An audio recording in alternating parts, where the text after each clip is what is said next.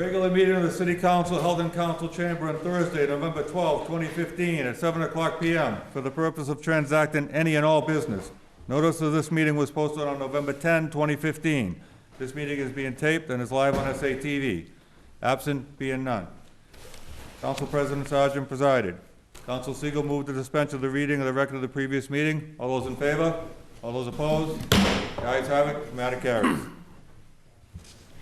Council President Sargent requested that everyone please rise to recite the Pledge of Allegiance, led by Councilor Fury.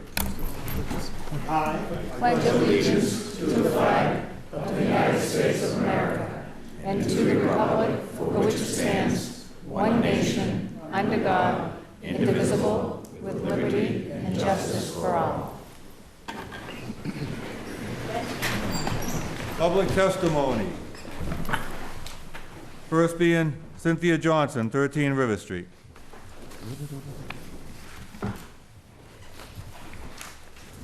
Cynthia Johnson, 13 River Street, President, Federal Street Neighborhood Association. I'd like to submit a letter. I'm speaking to the Universal Steel topic on the agenda. I'd like to submit a letter supporting the mayor's request that this matter be moved to subcommittee, and we look forward to participating in the process with council. Thank you very much. Thank you. Now, on that matter, everything related to that will be going to the Committee of the Whole for a public hearing. There are still people signed up that want to talk about it, but please be assured that nothing will be decided tonight on that matter. All of that will go to a public meeting. I'll be running that meeting, and everybody will have their say, believe me. Thank you. Next being Jim Carney.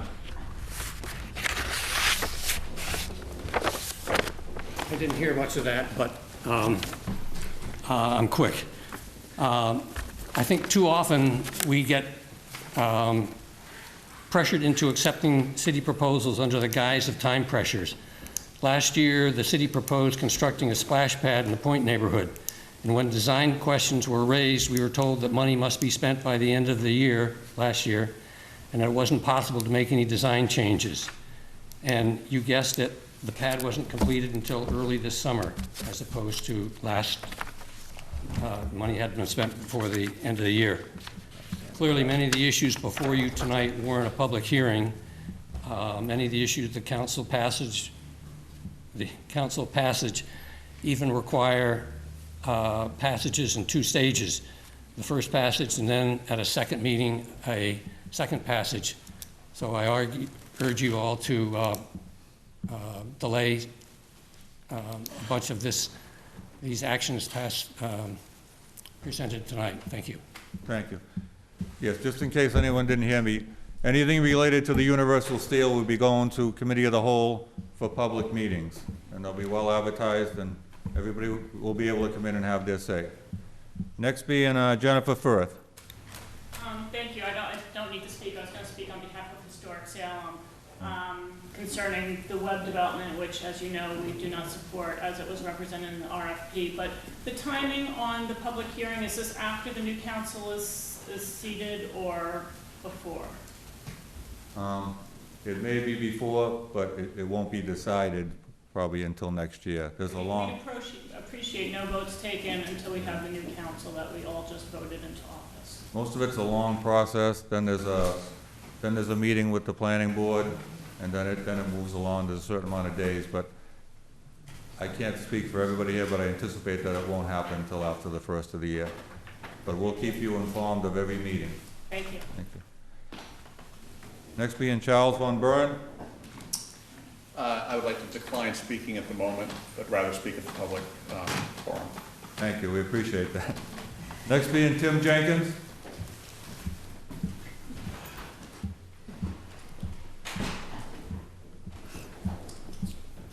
I have three things I'd like to speak about. Tim Jenkins, 18 Broad Street. Mary Jane Lee Park, I was happy to hear we are going to apply for a grant to do phase 2, apparently, of the park. That will be restoring some of the green space that was lost and amending or improving some of the projects that, some of the facilities down there. So that's great. I won't speak on Universal Steel. The Port Authority, I'd like to see a public hearing or have a public hearing about that so we can all have a better understanding of what the purpose and powers of that entity will be.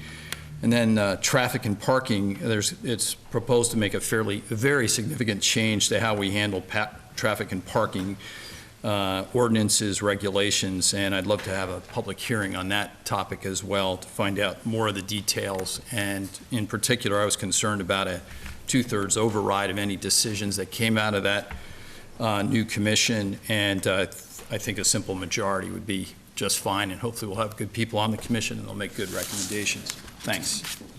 Thank you, Tim. Next being T.Z. Riley Goggin.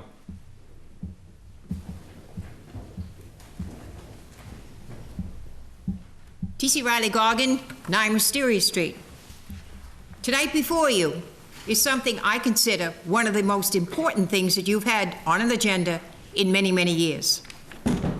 I read about it in the Salem News.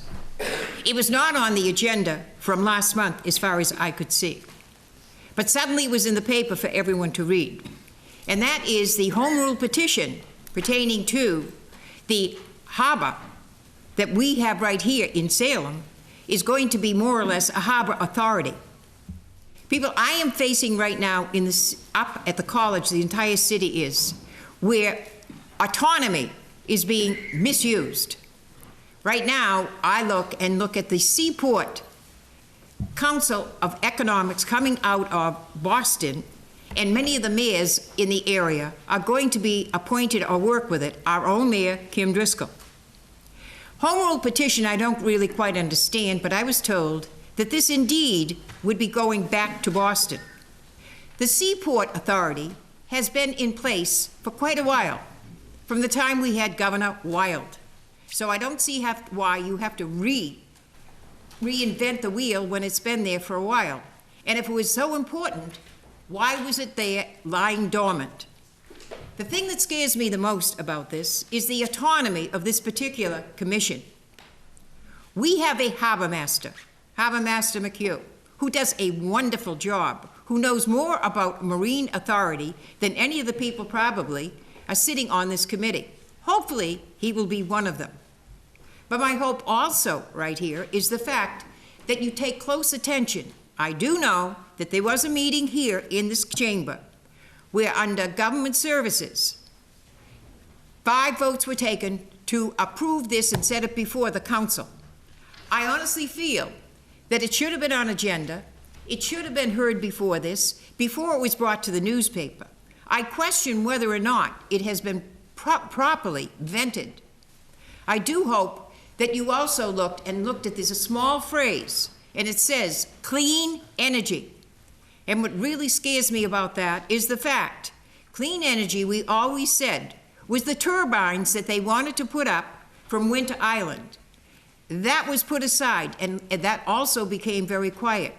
I hope that the people in the Willows are paying very close attention right now to what clean energy could be, and the fact that if you have a complete autonomy of this board who could approve this, then we're in trouble.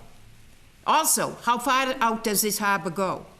What does this really and truly mean to us, the city of Salem? Hopefully, we are going to be just as fortunate as what you just said, Council President. The fact that this will definitely be a public hearing before you go forth. I am hoping as you sit here, gentlemen and ladies, that the 5 councilors who voted to bring it before you, along with the 5 that have not, when you vote this evening, it will be to put it in committee and have a public hearing. Thank you. Thank you, Teasy. Next being Josiah Fisk. Hi, Josiah Fisk.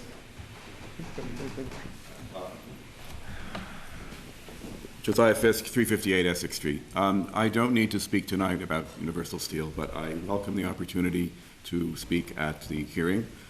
I think it's pretty clear that this is a very sensitive issue and of interest to many people, and I look forward to being part of the process. And I also want to know, I think many of us in this room probably don't feel we have all the facts about this and all of the sort of things that have gone on in this, and I hope there will be an opportunity for us to become really well informed about it.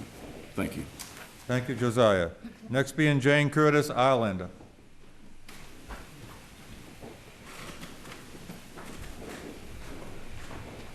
Hi, Jane Curtis Arlander, 93 Federal Street. I want to thank the mayor for suggesting that the Universal Steel go into the subcommittees, and I also am willing and very, very happy to participate in the process ahead. Thank you. Thank you, Jane. Next being Jane Stofield, I think. Excuse me if I got that wrong. Jane Stauffer, 28 Beckford Street. I don't need to speak either tonight. I just want to reinforce that any hearings about the Beckford Street Way be after the holidays and not before. People are very interested, as you can see, and I'm really just reinforcing what others said. Thank you, Jane. Next being George Sands. George Sands, 410 Jefferson Ave, Salem, Mass. I'm here on behalf of the Safety Committee of Local 1818, city employees. We had issues with a few vehicles, utility vehicles that had rejection stickers on them. And meeting today with the Director of Public Services and the Director of Human Resources, we come to a decision to resolve that matter, and the union is very happy with the decision. Thank you. Thank you, George. For the Universal Steel people, I'm gonna entertain a motion to move to page 8 and 9 on the agenda and deal with the Universal Steel issues right now. Councilor McCarthy. Thank you, Mr. President. I move that we move to page 8 of the agenda and take up the Universal Steel issue. On Councilor McCarthy's motion, all those in favor? All those opposed? The ayes have it, the matter carries. Please turn to page 8. Communications from the mayor. We have an order to declare land on Bridge Street, Lot 1, 52,491 square feet, and Parcel B, 1,260 square feet, the former Universal Steel property, and Parcel A, 2,035 square feet, surplus property, and that the surplus designation is conditional upon the placing of a permanent utility easement on Parcel A. Thank you. I'll entertain a motion to move this to committee of the whole. Councilor Turiel.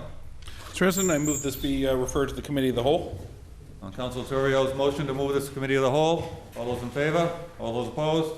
The ayes have it. The matter carries. Further communications from the mayor. We have a discontinuance on a street, that the opinion of the City Council, the public necessity and convenience require that a portion of a public street or way to be called Beckford Way should be discontinued. Councilor Legault. Thank you, Mr. Chairman. Mr. President, through you, I have a question first before we move on this, if that's allowed. Yes. Are we locked into this date for the public hearing? We are not, that I know of. I'll entertain a motion to move this to committee of the whole. I would motion that we move this to the committee of whole on a date to be determined, Mr. President. Thank you, Councilor Legault. Motion to move, Councilor Siegel. Thank you, Mr. President. Mr. President, looking to move this, as you're looking to move this to committee of a whole, as you're looking at the date, I would just say this should probably be after we go to page 9. There's an ordinance amending the zoning map change. This should probably go after that, because if the zoning change doesn't go into effect, this is moot. Right. So I think this should go well after that. We'll set our meetings according to chronological order. We're gonna, just so we know, I'm gonna entertain a motion to strike the date in this agenda item. All those in favor? Oh, please, I need a motion first. Councilor Turiel.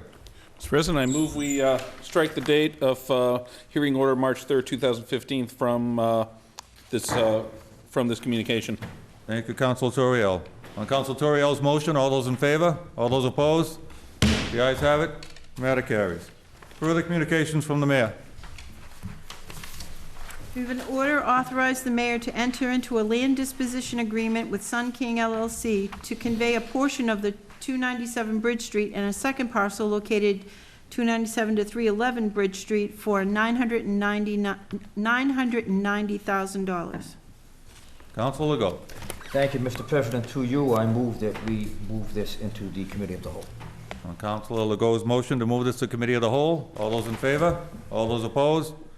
The ayes have it. The matter carries. Further communications from the mayor. We have an order to authorize the mayor to convey a portion of 297 Bridge Street to Sun King LLC with a permanent pedestrian and vehicular access for for the benefit of 3032 Beckford Street for the sum of $10,001. Counsel Legault. Thank you, Mr. President. Through you, once again, I move that we move this to the Committee of the Whole.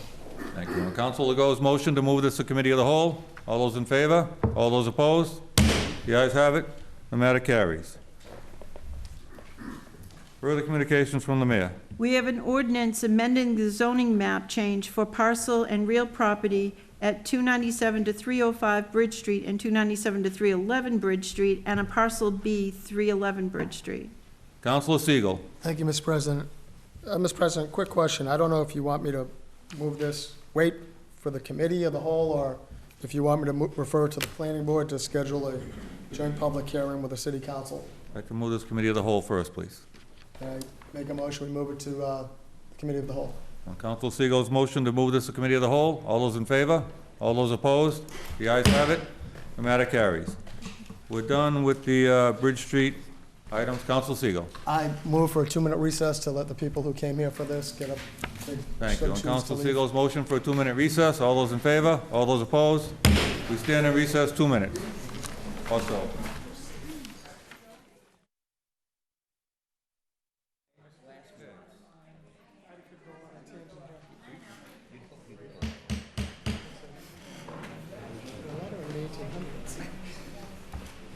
I'll entertain a motion to return back to page 2 on the agenda. Council McCarthy. So moved, Mr. President. Move back to page 2 on the agenda. Communications from the mayor relative to setting the tax rate for FY 2016. Oh, hearings, I'm sorry. Council Siegel. Thank you, Mr. President. I move to go out of order, take page number 16, the first committee report. Page 16. On Council Siegel's motion to move out of order and go to page 16, all those in favor? All those opposed? The ayes have it. Move to page 16, committee reports.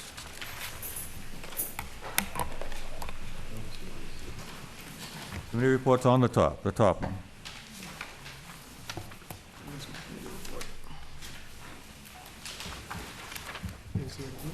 Yeah, Council Siegel. Thank you.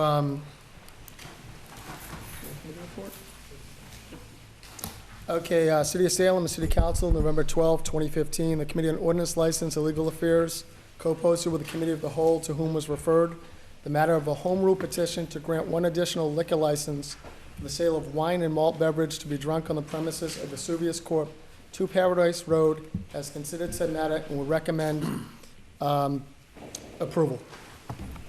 On acceptance of the committee report, all those in favor? All those opposed? The ayes have it, the matter carries. On adoption of the recommendation, under discussion. Council Siegel. Thank you, Mr. President. As you were in the prior meeting, this is a fairly new restaurant that opened up on 2 Paradise Road. They came before us for a beer and wine license, and as there were no others out there currently, so that's why it falls under the home rule petition. We had extensive talks about it, not only at this meeting, but at last meeting.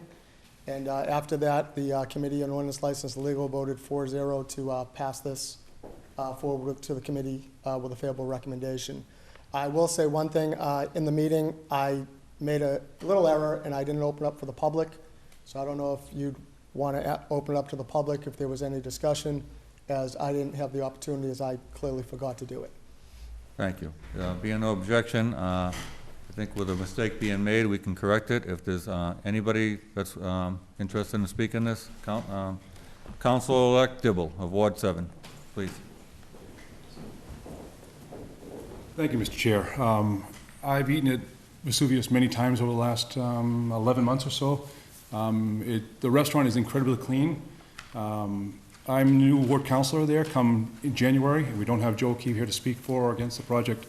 But I recommend it go forward, but with a strong recommendation of that the hours be restricted to 11 o'clock p.m. No sale of alcohol beyond 11 p.m. Thank you. Thank you, thank you, Councilor-elect Dibble. Any further discussion? Councilor Fury. Mr. President, I had the opportunity to visit the actual Pompeii, Mount Vesuvius, and so on. And your restaurant will add a great deal of vitality to that neighborhood, sincerely. That used to be the old Kentucky Fried Chicken, and there was a restaurant after that, lo and behold. So yeah, I wish to commend and congratulate you for investing in Salem. Your experience in Marblehead brings a wealth of experience to Salem, and I think it's going to be a win-win for Salem to have you here with the liquor license as an opportunity to even be a better service to the choices that we have. Salem is a place to come 24/7, 365 days a year. And it's a wonderful opportunity to have dining places, whether it's on Highland Avenue with the new recreation facility that will be there sometime in the future. All the entrance corridors, and yours is right on a major entrance corridor that goes to Swampscott, Marblehead, Salem, and Lynn. So I wish you the best in the future, and thank you for investing in Salem. Thank you. Thank you, Council Fury. Council Legault. Thank you, Mr. President, through you. I will support this. I think that as you look at various retail and commercial locations throughout Salem, you see some that are always successful, no matter what business goes in there. And then you see some that after a long time, successful business goes away, various entities come in, they come and go, they try, they fail, they try, they fail, they try, they fail, and this is one of those locations. So I really think that despite the discussions about having another liquor license in the neighborhood, that this is good for the community and actually good for the neighborhood. But I would like to point out that this body cannot restrict the liquor license hours as far as the issuing of the liquor license. The time for that conversation will be at the licensing board when the time comes to actually issue the license, once it comes back from the state, if we do approve it. And even then, the licensing board itself is somewhat restricted as to what they can do with hours, as the state law does say that liquor licenses can go to 1 o'clock. But the time for that conversation will be at the public hearing at the licensing board when and if the license does come back from the state. Thank you, Mr. President. Council Fury, would you take Please. the podium, please? Mr. President, glad to.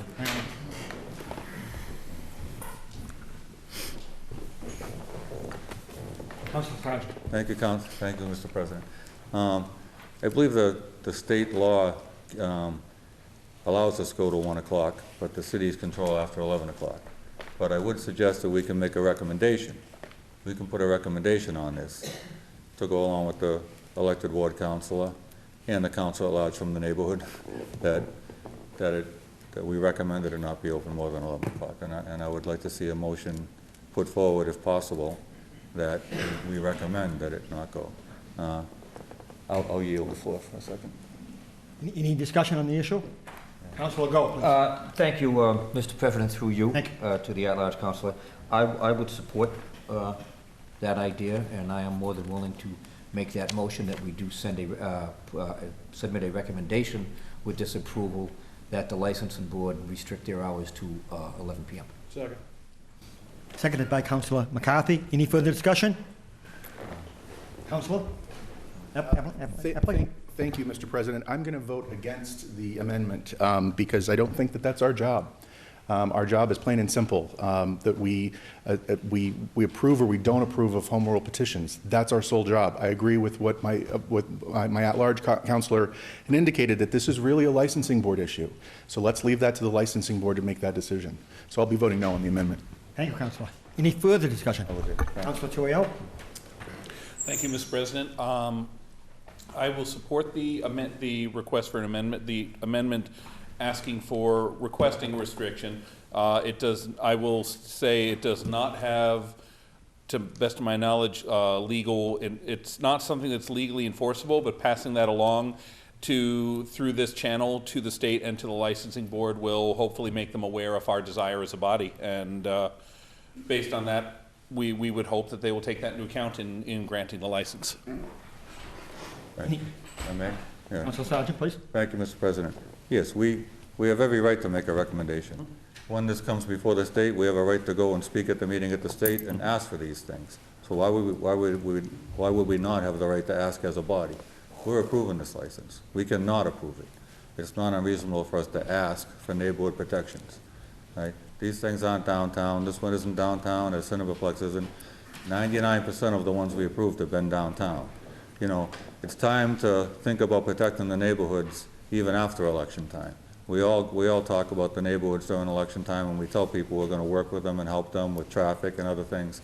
This is something that, should another owner come along and decide to be open late at night, could cause a disturbance in the neighborhood.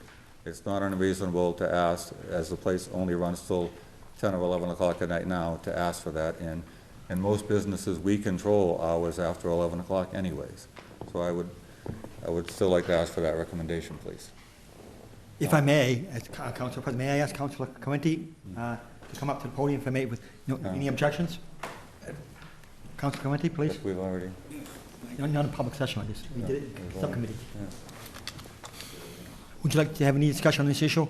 Thank you, Mr. President, members of the council. Joseph Correnti, 63 Federal Street, representing Vesuvius Restaurant, the intended recipient of this home rule petition license. And as indicated in the committee meeting earlier this evening, these owners would have no objection to having that recommendation put forward by the committee. They do not intend on operating beyond 11 p.m. Thank you for your input. Thank you. Thank you, Tom. Thank you, Council Fury. On the recommendation by Council Legault, all those in favor? All those opposed? No. The ayes have it. The matter carries. On adoption of the committee recommendation, all those in favor? All those opposed? Myself being opposed? The ayes have it. The matter carries. Thank you. Council Segal. Thank you, Mr. President. I ask that we move back to, I think, page 2. Recommendation to move back to page 2. All those in favor? All those opposed? The ayes have it. Please return to page 2. Hearings. We have a communication from the mayor relative to the setting of the tax rate for fiscal year 2016. Councilor Turiel. Thank you, Mr. President. I move it be received and filed. Councilor Turiel's motion that this be received and placed on file. All those in favor? All those opposed? The ayes have it. The matter carries. We have a public hearing on the issue of allocating the local property tax levy among the 4 property classes for fiscal year 2016 and the residential open space and small commercial exemptions. President Sargent now turns the public hearing over to Assessor Deborah Jackson and the Board of Assessors. All those in favor? All those opposed? Deborah Jackson. Thank you, councilors. Thank you all for coming to the tax classification. I also would like to mention the Finance Director, Sarah Stanton, the Mayor, Kim Driscoll. I'd also like to please introduce our board. We have Rich Gigalti here, Damian Johnson, and Bob Millerick. And I'm happy to say we also have Jim Bond, one of the assessors, Stephen Cortez, one of the assessors, and our clerk, Delinda Delaforno, came to see what we all do this evening as well. So again, thank you. As you know, we've done this year in and year out, and Stephen, please make sure you can keep turning those. Okay, you got it. There's some on the different pages, just a little bit of what exactly happens at this event, and then the council takes a vote on the key terms, which I think most of you are aware of, that a lot of people in the audience have a copy of this.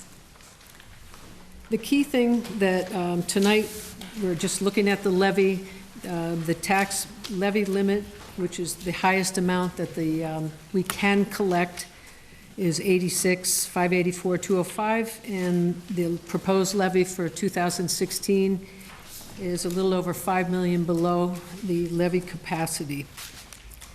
This is referred to as excess levy capacity. Some of the key points in figuring out how we get to the levy is in 2015, you look at the levy limit. Every year we add the 2.5%, and then in 2016 we had almost 1.2 million in growth. This is significantly higher than we've had over the past few years, of which a little over 500,000, despite not liking that our roads have been under construction between Mass Electric and National Grid. We have a little over 500,000 in growth just from those 2 personal property accounts.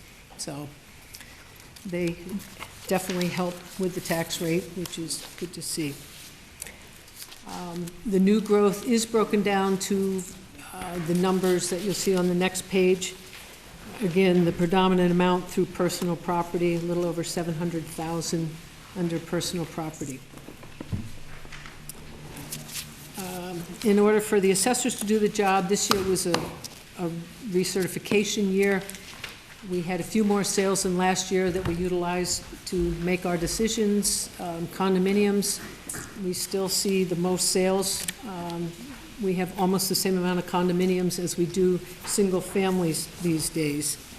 I'm happy to say, at least for our assessment purposes, we had a few more multifamily sales, commercial and industrial, and other sales, which help in our analysis. Overall, the value changed from 15 to 16. As you see on the next page, the residential numbers, they're up about 8% overall. Commercial, a little over 6.5%. Industrial, almost 6% up. Personal property, a little over 7%. Combined CIP, which is the commercial, industrial, and personal, 6.66%. And total taxable up 7.7%. I think, it shows a healthy economy in Salem, and it's a good thing. The average, the next page is just of all the average changes per class, which we'll go into a little bit more individually.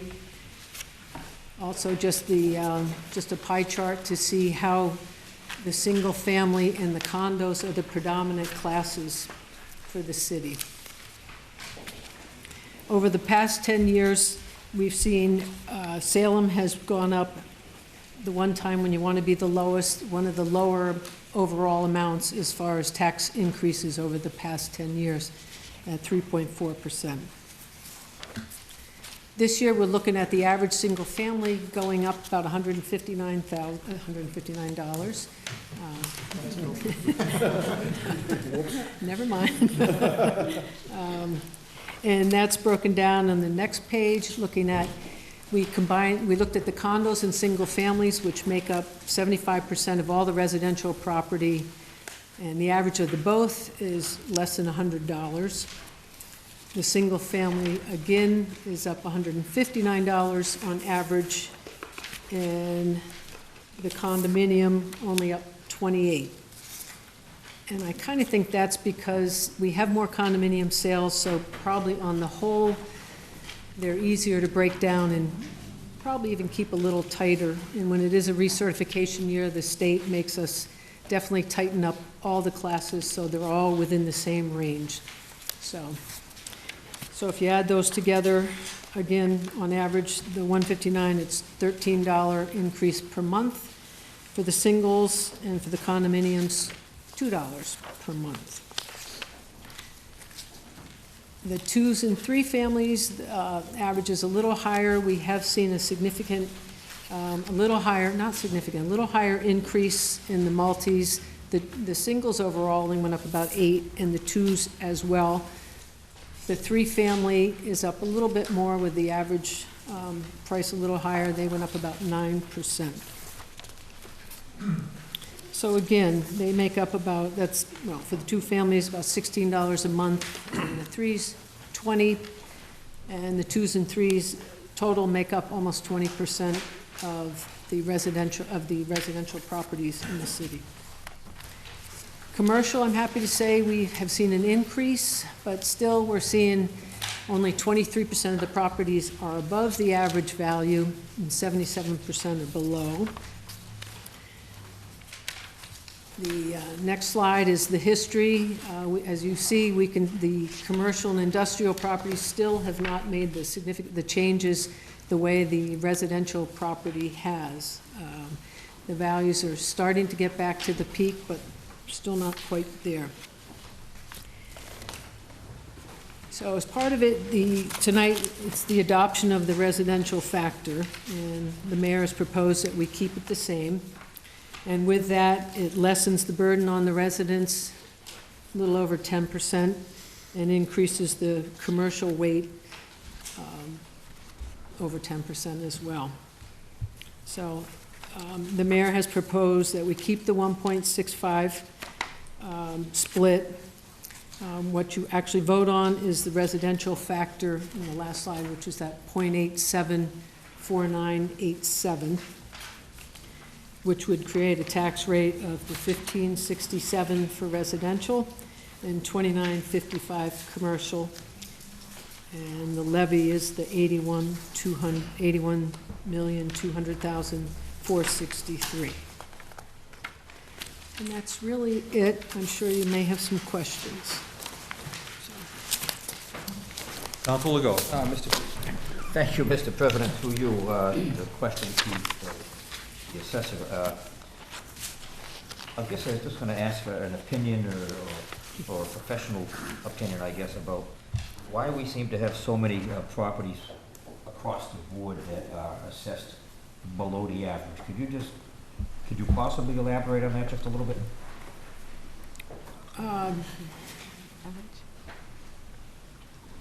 Well, because we're looking at the average, we're not looking at the median, is the main reason. So I did not look at the median. The median would be in the middle, so we're looking at total number of units and adding it up and looking at the average value. Average value across the state, or? No, across, in Salem. Just in Salem. Mhm. Thank you. Thank you. Council Siegel. Thank you, Mr. President. Through you to Mr. Jackson. I guess taking one step further than Councilor Legault did, I guess my question, and maybe this is a lot of people at home, I'm sure have the same one, is these assessed values that you're getting, when was the where did they come from? When was the last time they were assessed? Is it a rolling period when houses get sold? Where does that actual number come from? Every year, we have to reassess all the properties in Salem. Every year, we look at all the sales. Every 3 years, the state comes in and mandates, they make us jump through a few more hoops and make sure that every class is in the same. It's really based on the sales. Okay. And thankfully, this year, we had sales across the board throughout all neighborhoods.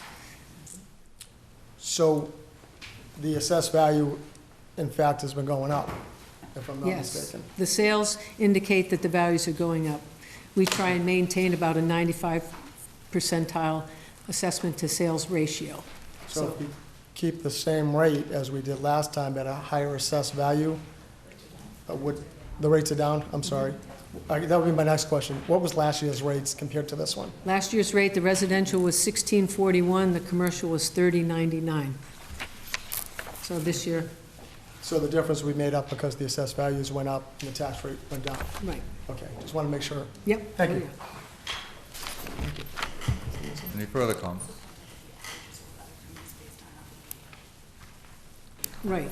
Just one quick thing to speak to the point about averages versus median. When we compare ourselves to our surrounding communities, to the Essex County Assessors Association, it's all based on average property values, not median. So if we're doing apples to apples, to be able to say, how are we stacking up compared to Danvers or Swampscott? Thank God they're so high, right? And makes us feel 10 times better. They do it all on average. So if we started comparing median, it wouldn't be apples to apples data. So I think that's just an important thing to note. Thank you. Yep. Thank you, Sarah. Any further questions? Being none? This being a public hearing, we'll have public comment.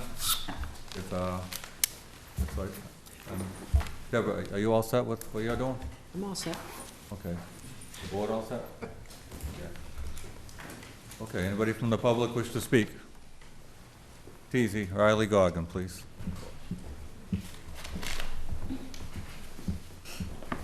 I only have, T.C. Riley Goggin, 9 Wisteria Street. I only have one quick question, and that's the fact that I believe it used to be Patriots that used to come in and assess the values here in the city. But I want to know if the values of the property are going up, or is it throughout the country, whatever the traffic will bear, because many people are coming into this country, and it's not what we feel the value is there, what we feel is there, but it's what they will pay because they want that particular piece of property. I know it is the same in Brookline and in Lexington. Is it the same also here in the city of Salem? Thank you. Thank you, Deb. I mean, we're mandated by the state to, I mean, it's assessment to sales. It is what people are paying.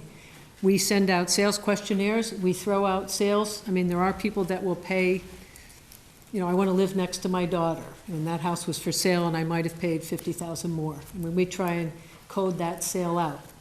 So we look at the averages on the sales.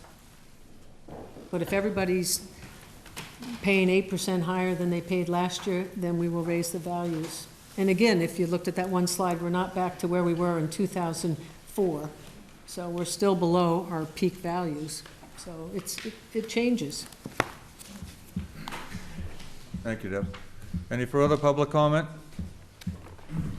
Being none, thank you, Deborah, and thank you, the board, for all your hard work.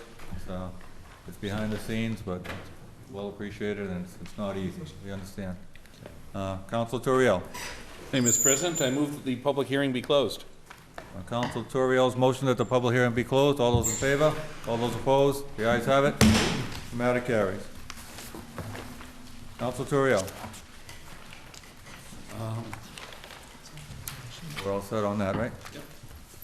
Okay, We can skip to it. I'll entertain a or you want to skip to the other ones now? We've got a bunch, well, we can do the whole. Want to go right through everything? Just, I believe it's page 8. Page 11. Okay, page 11. Mr. President, I move we skip to page 11 in the order.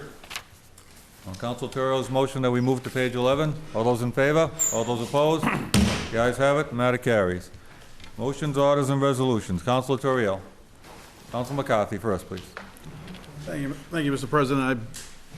Where I support moving to that part of the agenda, there's a couple of things in communications with the mayor that we have to take up first in order to set the tax rate, because some of them offset the cost. So you have to go back to like page 5. Oh, yeah. Taking money out of free cash, you have to take up all the financial matters first prior to setting the rate, because that's how the rate gets set back. Thank you very much, Councilor McCarthy. Just want to make sure we stay on order. Councilor Turiel. Yes, so I'll move that we go to page 5, communication from the mayor. Councilor Turiel's motion, we move to page 5. All those in favor? All those opposed? The ayes have it, the matter carries. Communications from the mayor.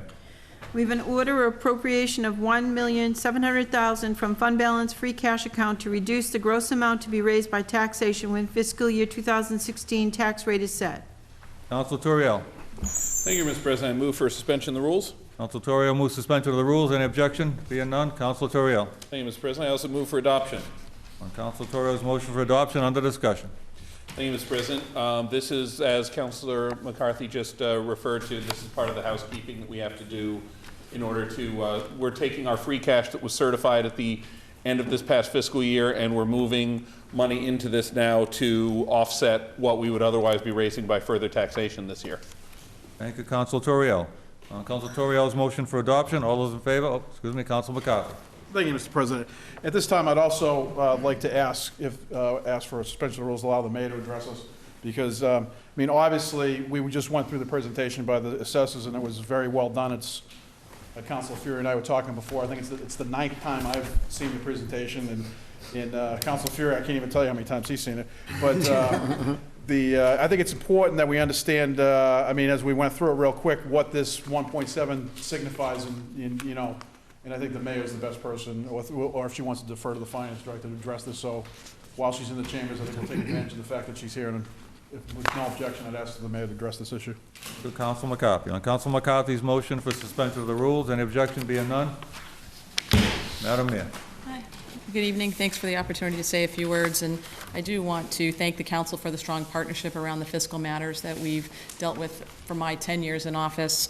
I am definitely you know, we're always trying to be as nimble as we can in terms of operating, but also trying to be careful in terms of the impacts we're having on property owners. And this year in particular, to have a levy that's to have a situation where we're $5.3 million below the levy, I think that's the highest levy capacity we've had without having to tap it. And that doesn't happen in the course of 1 year. That's several years of us trying to be efficient and, you know, cost effective when passing budgets in June, and be mindful of the impacts that has when we set the tax rate in November. So I want to thank you for that partnership. We did go back and look at the last 10 years, and we've got the second lowest average single family bill of all communities on the North Shore. over the last decade, and that's just at roughly 3.5% from 2005 to 2015, and that's due in large measure to the good work that we try and do here to hold the line on things while being mindful of what our needs are. This is probably an example of it in terms of how we manage free cash.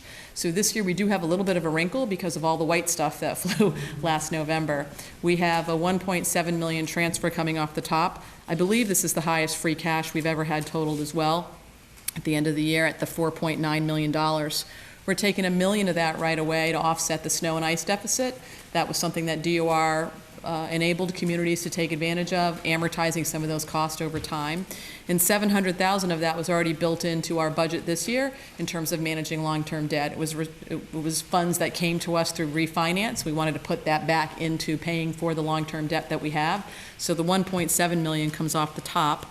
That leaves us a healthy dose of $3.2 million, and those of you who have been on the council for a number of years recall when we began a stabilization policy where we took 20% of those funds and put it into our stabilization fund, another 20% into our capital, and then a smaller percentage into our OPEB, our other post-employment benefits. We're continuing that trend. That our stabilization account right now is $5.4 million. We'll be adding to it with the appropriations Councilor McCarthy asked for.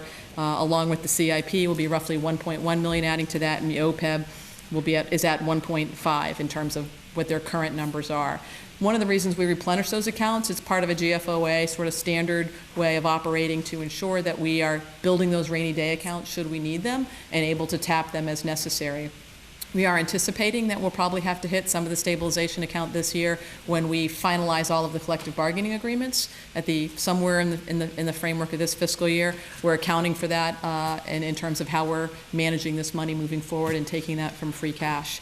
Other than that, it should help us along with sweeping of the accounts receivable. So I want to make sure that we touch base on that. That's another thing that we've done customarily for many, many years. We budget for the golf course and our rec budgets, any of those accounts that bring in revenue. At the end of the fiscal year, we sweep it to reduce the gross amount to be raised through taxation. So by budgeting for it and then by taking those revenues, it also just helps offset the impact that property owners are having in paying for those costs while making sure they have adequate funds to operate as part of their annual budgets that are adopted to every June. So that also is incorporated into the free cash orders. I think it's set up as 2 separate orders, but that's the order in which they should happen to help us set the tax rate today. I'm happy to take any questions or address any concerns. Any questions? Great. Seeing none. Thank you. Thank you. On Council Terrio's motion for approval, all those in favor? All those opposed? The ayes have it. Matter carries. I believe we'll now go to page 11. Eight, the first item. On the motion to move to page 8, all those in favor? All opposed? Page 8. Communications from the mayor.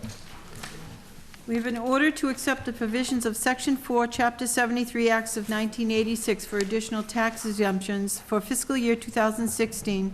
Such additional exemptions granted be 100% of the statutory exemption amount for qualification specified in Section 4, Chapter 73 of the Acts of 1986.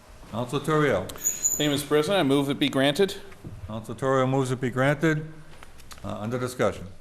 No discussion. This is part of the. This is part of all the housekeeping that we do to set the rate and sweep the money as just described. Thank you. Being no discussion, all those in favor? All those opposed? The ayes have it. The matter carries. Now I believe it's page 11. Yes. Motion to move to page 11. All those in favor? All those opposed? The ayes have it. Page 11. Motions, orders, and resolutions. Councilor Terrio. Thank you, Mr. President. City of Salem, City Council, November 12, 2015, ordered that the City of Salem adopt a residential factor of 0.874987% for fiscal year 2016. Just for clarification, we got to read. I think it's 0.874897. Just double check that. 0.874987 as well. It's 0.874987. Yeah. Which is a 1.65. Yeah. 0.87 4987. Thank you. Under discussion. No discussion. This is what we just covered in the presentation and the discussion there, and I move for adoption by roll call vote. Thank you, Councilor Torriello. On the motion for adoption by roll call vote, Madam City Clerk, please call the roll. Counselor Terrio? Yes. Counselor Siegel? Yes. Counselor Milo? Yes. Counselor McCarthy? Yes. Counselor Legault? Yes. Counselor Gerard? Yes. Counselor Fieri? Yes. Counselor Famico? Yes. Counselor Epley? Yes. Counselor Sargent? Yes. Thank you. On the motion, on the matter of a residential factor for FY 2016 of 0.874987%, 10 councilors voting, 10 in the affirmative, 0 in the negative. The matter carries. Torrio. Move for immediate reconsideration. The hope will not prevail. Council Torrio moves immediate reconsideration and hopes it will not prevail. All those in favor? All those opposed? Opposed. The matter does not carry. Thank you. Now, are there any further tax things? Council Torrio. Hey, Mr. President, City of Salem City Council, November 12, 2015, ordered that the City of Salem not adopt an open space exemption for fiscal year 2016. And I move for adoption by a roll call vote. Council Torrio moves adoption by roll call vote. Under discussion. Councilor Epley. Thank you, Mr. President. I think I asked this question last year as well, and I'm just doing it for the public. If we could move for suspension of the rules to allow Ms. Stanton to just address, or the mayor, to address what the open space exemption, residential exemption, and small commercial exemptions are and why we're not taking them. I'd say motion, but for our city assessor. Thank you. No objection. Thank you, Deb Jackson, please. Well, residential, first of all, we do not have any open space. It's a term as far as property. It's giving a certain class a break on taxes. So historically, we have not approved them. So it's just picking out a specific class. And some communities do. Some people do give a residential exemption. A lot of times it's places with a little bit more non-owner occupied, so the residents get a break. But we have not, historically, we have not accepted those at all. So, Thank you. Thank you. At this time, I'd like to entertain a motion for a 1-minute recess. All those in favor? All those opposed? The ayes have it. Matter carries.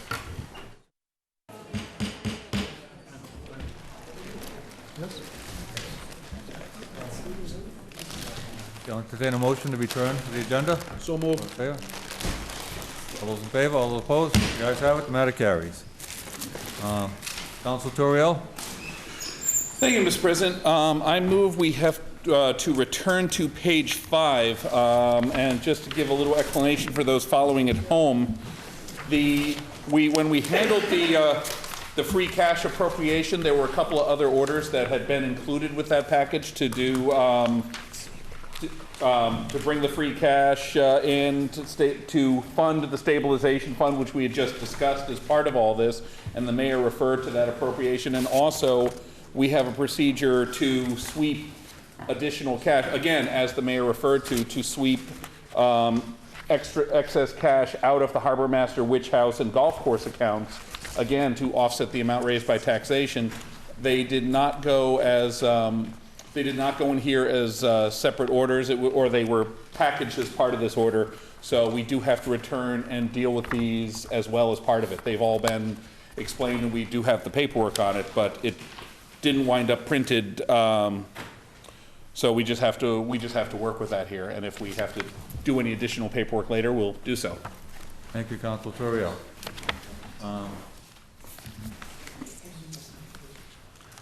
So communications from the mayor. That the sum of $1,462,395.15 be appropriated from the general fund reserve for free cash to the following special revenues: stabilization fund, capital improvement fund, other post-employed benefits. Council Torriello. Thank you, Mr. President. I move for suspension of the rules. Council Torriello moves suspension of the rules. Any objection being none, Council Torriello. Thank you, Mr. President. I also move for adoption, and I will read the amounts into the record. We have $649,953.40 allocated to the stabilization fund. Another $649,953.40 applied to the capital improvement fund, and $162,488.35 to the other post-employee benefits fund. Again, this is according with city policies that we've been following for a number of years now, and part of the whole, part of the whole offsetting package. Thank you, Councilor Torrio. I believe it's a roll call vote. Yes. Any further discussion? Councilor Legault. Thank you, Mr. President, to you, because I am now, I'm going to admit, thoroughly confused. I understand that. However, I don't see these items on the agenda. And I'll just let me finish, and then I will definitely sit down and be educated. I don't see these items on the agenda, so I'm just wondering how and the why that we can vote on these items if they don't appear on the agenda. Did they appear on the agenda elsewhere and they're just missing from it here? I definitely need to be educated here because I don't understand this at all. Thank you, Councilor Legault. Councilor McCarthy. Thank you, Mr. President. Through a clerical error, the three orders were packaged together in one package, and the top order is the only order that entered into the agenda. This, as for the 9 years I've been on, coming to these meetings, the first year was like the two councilor-elects behind me, paying attention. This is every year since we've adopted the percentages that were talked about as part of fiscal practice back when Rich Fisquet was the finance director. These three orders have always come in every year. So I personally don't have any problem suspending the rules and taking these up. This is all part of the tax package. It still results in the same end result. Someone alluded to earlier, how does the median work, or how does this work? Basically, it's a very complicated math problem where you have an end number and you work backwards. So you take the number and you work backwards, so you divide it up so it equals what you're allowed to generate. So this is all part of the generation of that number. But with regards to how it didn't come in front of us, it was a clerical error, and we're trying to correct that error and get it so we can get it achieved tonight. Councilor Segal. Thank you, Mr. President. I think I may be asking Councilor Legault's question here. I understand it was a mistake, and mistakes happen, and I have no problem voting for it. My concern is it wasn't on the agenda. I don't know if that's a violation of the Sunshine Law, where it's not on the agenda. I don't know if we can actually vote on it tonight. So that would be my concern. I think everyone in this chamber realizes we're going to vote on it and we're going to pass it. I just don't know the legality of it where it wasn't posted. They are part of the total we already voted on. It's just the sum, a few of the sums weren't in there. So, Councilor Epley. Thank you, Mr. President. Just a question, perhaps of the assessor, finance director, and the mayor. Must this be passed tonight, or can it be passed in December? Madam Mayor. So I think here is the conundrum. We cannot set the tax rate without these appropriations being made. They were submitted as a package, but we only ended up listing one on the agenda, and it's definitely an oversight. If we hold off, it does delay setting of the tax rate and the getting out the distribution of the tax bills. We'd prefer not to do that, given the importance of that task. I do think it's a bit of a conundrum. It definitely is an oversight. It is something that I don't know if we can chalk this up to a clerical error. We don't have the solicitor here to sort of give us a quick read on the Sunshine Ordinance. We all know what the posting requirements are. I think we strive really hard to follow that. This was a total, just an unintended oversight. And I don't know the best way to undo it except what we're trying to do here. Other than to post a whole other meeting and try and call for a special to get everybody back here, we'd be open to that. But waiting until December is a little bit problematic on our end. After this roll, there's a whole other process with DOR and getting things finally certified before we can send out tax bills. And we've done it later than this before, but it's not easy. It's jumping jack. So we'd prefer to do it sooner rather than later. So I would say, are there people who can show up at a special meeting, and that way we can have everything done right? Otherwise, if there's an opportunity to do something either as a scrivener's error or an oversight that way. That would be okay as well. Thank you, Madam Mayor. Councilor Go again. Thank you, Mr. President. Through you, I appreciate all of that, and I understand how important it is. We have to set it, and we shouldn't wait till December, but I am not going to vote in favor of items that are not on the agenda. I would favor and I would ask that I would move that we do not vote on this tonight and that we do convene a special meeting. We need to abide by the rules. We need to abide by the law. We cannot stand here and vote on something that's not on the agenda, in my opinion. It would be illegal. It would not be a binding vote, and we'd end up coming back here to fix it anyway. So let's fix it now, and I move that we do not vote on this tonight, and we do convene a special meeting. Thank you. Councilor Siegel. Thank you, Mr. President. I'd like to take it one step further, maybe offer something here. Why don't we vote on it tonight? Because the city solicitor is not here to tell us if we are in violation or we're not, because it could be a scrivener's error. Vote on it tonight and also set up a special meeting for, let's say, Tuesday. That way it will give us time to post it. We may not need to post it. The city solicitor comes back and says, we're good, the vote tonight will be good. But if she says it's not good, let's have a meeting Tuesday. That way we can post it tomorrow. It gets the 48 hours. Would that work? Something of that nature? I mean, that would enable us to reaffirm anyways, in any event, I would say, and overcome anyone's objections or fears about doing something without it being, we won't be sending out the bills by Tuesday or Wednesday, so we'll have time. That will enable us to get work with, move things forward to DOR. That's the amendment I'd make. I second that. Under discussion? Councilor Famico. Thank you. I just ask that we all receive written confirmation either way from the city solicitor. Thank you. Councilor Fury, would you allow me to speak? My honor.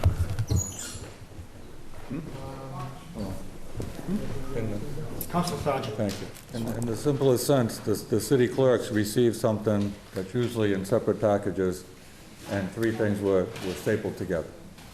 Now, the total remains the same. It's as if we're voting on $10 and 10 $1 expenditures, and 3 $1 were stapled together, so we have to make sure we pull them out. And in essence, we're supposed to vote on $1 10 times, and we only voted on it 7 times, but the $3 is in there, and it's in the total. So there is nothing in here that isn't in the total that we haven't already voted on. It's just the line item got missed. So if we could vote on it, I'd accept that, but. Council. Thank you. Councilor. Thank you, Mr. President.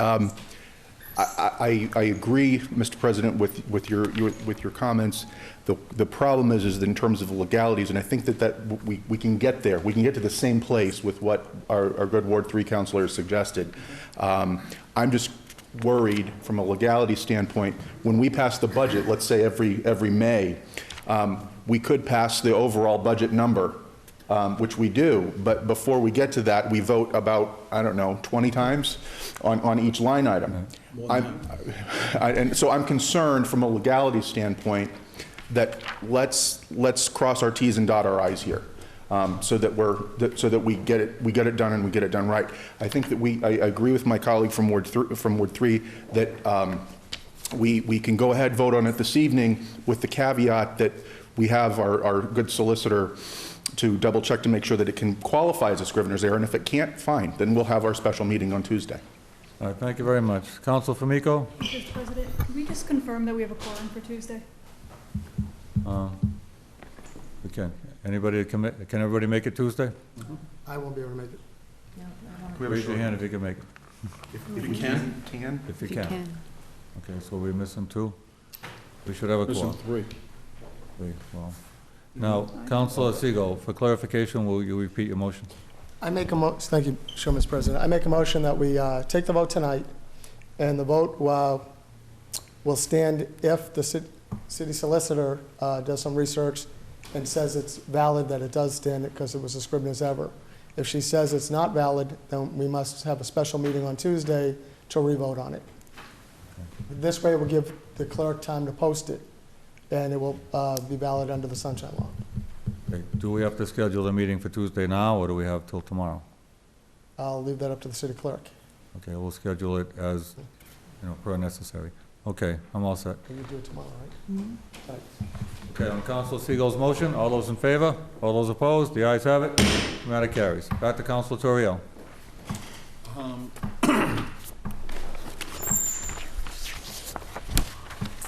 We are back to the transfer, the fund transfer, which is a motion for approval by roll call vote.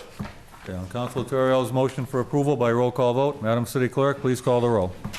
Counselor Terrio? Yes. Counselor Siegel? Yes. Counselor Milo? Yes. Counselor McCarthy? Yes. Counselor Legault? Yes. Counselor Gerard? Yes. Counselor Fury? Yes. Counselor Famico? Yes. Counselor Epley? Yes. Counselor Sargent? Yes. Thank you. On the matter of $1,462,395.15, 10 councilors voting, 10 in the affirmative, 0 in the negative. The matter carries. Councilor Go. Thank you, Mr. President. I just want to go back and ensure that in the previous vote that I am recorded as opposed. And the vote for? The previous vote on the special meeting. I support the special meeting, but I oppose even haven't had any vote on that tonight. So be it. Thank you. Council Torrio.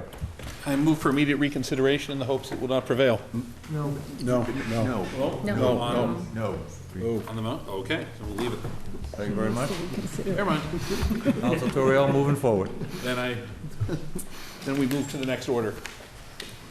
The sum of $1,116,347 is appropriated from the receipts reserved for appropriation account to reduce the gross amount to be raised by taxation when fiscal year 2016 tax rate is set. Council Torrio. Thank you, Mr. President. I move for suspension of the rules. Council Torrio moves suspension of the rules. Any objection? Being none, Council Torrio. Thank you, Mr. President. I also move for adoption. Council Torrio moves adoption. Under discussion. Thank you, Mr. President. Just again to read the totals here. This is a total appropriation out of our receipts accounts of $1,116,347. This is in the amounts of $206,347 from the Witch House account, $660,000 from the golf course account reserve, and $250,000 from the Harbor Master receipts reserve. Thank you, So this is the Councilor last part of the cash sweeping from various accounts that we were just discussing, and we'll see if tonight's it. Council Siegel. Thank you, Mr. President. Mr. President, I need to put the same motion on this one as I did on the past one. So I make a motion that we vote on this tonight. The city solicitor will take a look at it. If it's okay, the vote goes forward. If not, we'll vote on it on Tuesday at a special election. Second. Thank you, Council Siegel. Second. Seconded. All those in favor? All those opposed? The ayes have it. The matter carries. One being opposed. Council Legault being opposed. On Council Torrio's motion for adoption by roll call vote, Madam City Clerk, please call the roll. Counselor Terrio? Yes. Counselor Siegel? Yes. Counselor Milo? Yes. Counselor McCarthy? Yes. Counselor Legault? No. Counselor Gerard? Yes. Counselor Fury? Yes. Counselor Famico? Yes. Counselor Epley? Yes. Counselor Sargent? Yes.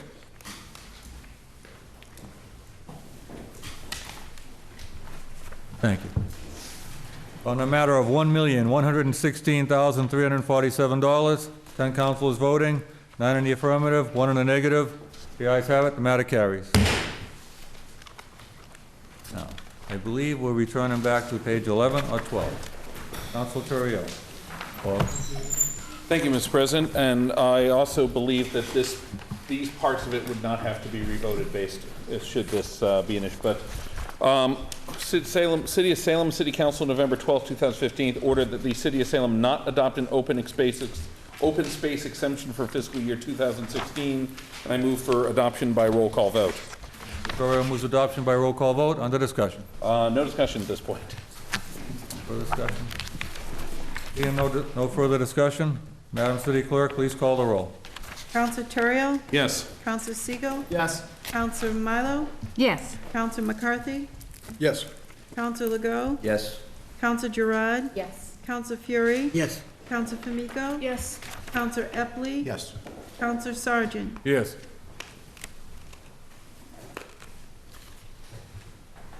Thank you.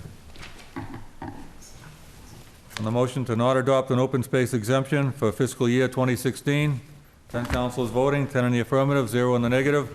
The matter carries. Council Turiel. Thank you, Mr. President. Now I move for immediate reconsideration. The hope will not prevail. Council Turiel moves immediate reconsideration and hopes it will not prevail. All those in favor? All those opposed? Opposed. Nays have it. The matter does not carry. Council Turiel. Mr. President, City of Salem, City Council, November 12th, 2015, ordered that the City of Salem not adopt a residential exemption for fiscal year 2016. And I move for adoption by roll call vote. Turiel moves adoption by roll call vote. Under discussion. No discussion. Any further discussion? Being none, Madam City Clerk, please call the roll. Counselor Turiel? Yes. Counselor Siegel? Yes. Counselor Milo? Yes. Counselor McCarthy? Yes. Counselor Legault? Yes. Counselor Gerard? Yes. Counselor Fury? Yes. Counselor Famico? Yes. Counselor Epley? Yes. Counselor Sargent? Yes.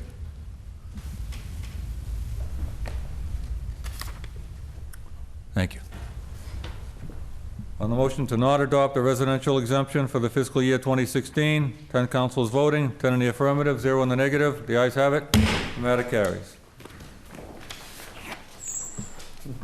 Council Turiel. Move for immediate reconsideration. The hope will not prevail. Council Turiel moves immediate reconsideration and hope that it does not prevail. All those in favor? All those opposed? Opposed. Ayes have it. The matter does not carry. I believe we're done with One more. one more. Council Turiel. Thank you, Mr. President. City of Salem, City Council, November 12th, 2015, ordered that the City of Salem not adopt a small commercial exemption for fiscal year 2016. Under discussion. No discussion.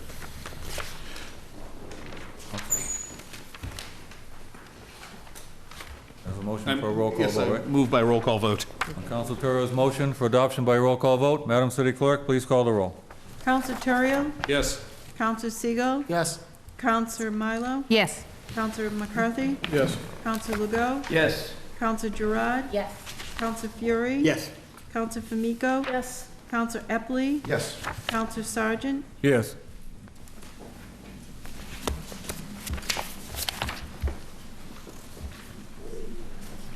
Thank you.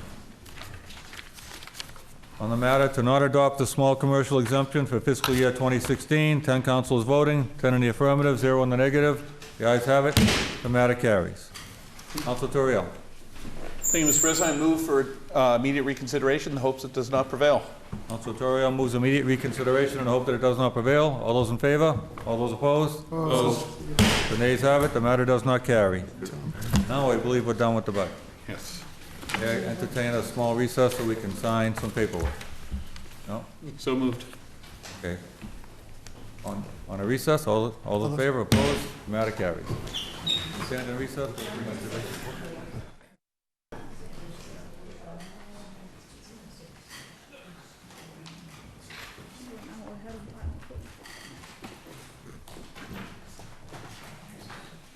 Okay, Council McCarthy wants to go to committee reports, but before that, I'd like to go to motions, orders, and resolutions, page 14.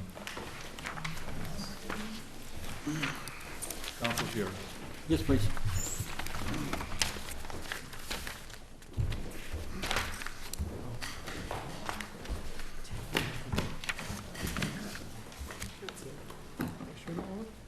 I'm good.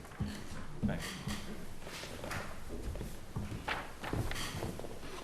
Council McCarthy wants to bring in committee reports on the Port Authority and the Traffic Commission. Before that, I have a resolution that I'd like to put forward first, or it become moot otherwise. City of Salem and City Council, November 12, 2015, ordered that the City Council hold a public hearing on Council Order 632 concerning the creation of a Salem Harbor Port Authority. Under discussion. Being none. This came in as a late file, and I really believe it fell underneath the radar. There were only about 3 or 4 people at the public meeting the other night, at the Government Services meeting, and I've got a lot of emails and comments about people that want to be able to come to a meeting on this. So I don't believe it's so pressing that we can't hold a public hearing on it sometime in the future. And I'd like support to have that, so that we move forward with something that we're not getting a lot of questions on. I still think there's some unanswered questions, and I'd rather err on the side of caution, that we not vote for something so important that has so much authority, that even has the power with our approval to take land by eminent domain. There's a lot of power that's going to be in this commission. And part of the reason I say so is because of what's happened up Salem State. The state created the Salem State College Building Authority with good intentions, but now it's so powerful that it doesn't even answer to the state. It can do things on its own. It doesn't answer to any government authority, and sometimes that can be dangerous if used the wrong way. Some of the building that's going on up there has been real detrimental to the neighborhood, and there's no public officials that they answer to. They're a separate entity. So whenever you get some kind of authority that doesn't answer to their elected officials, I think that's a little bit of a problem. So I'd rather err on the side of caution. Let's have a public hearing on this, and then we can move forward with a strong plan. Thank you.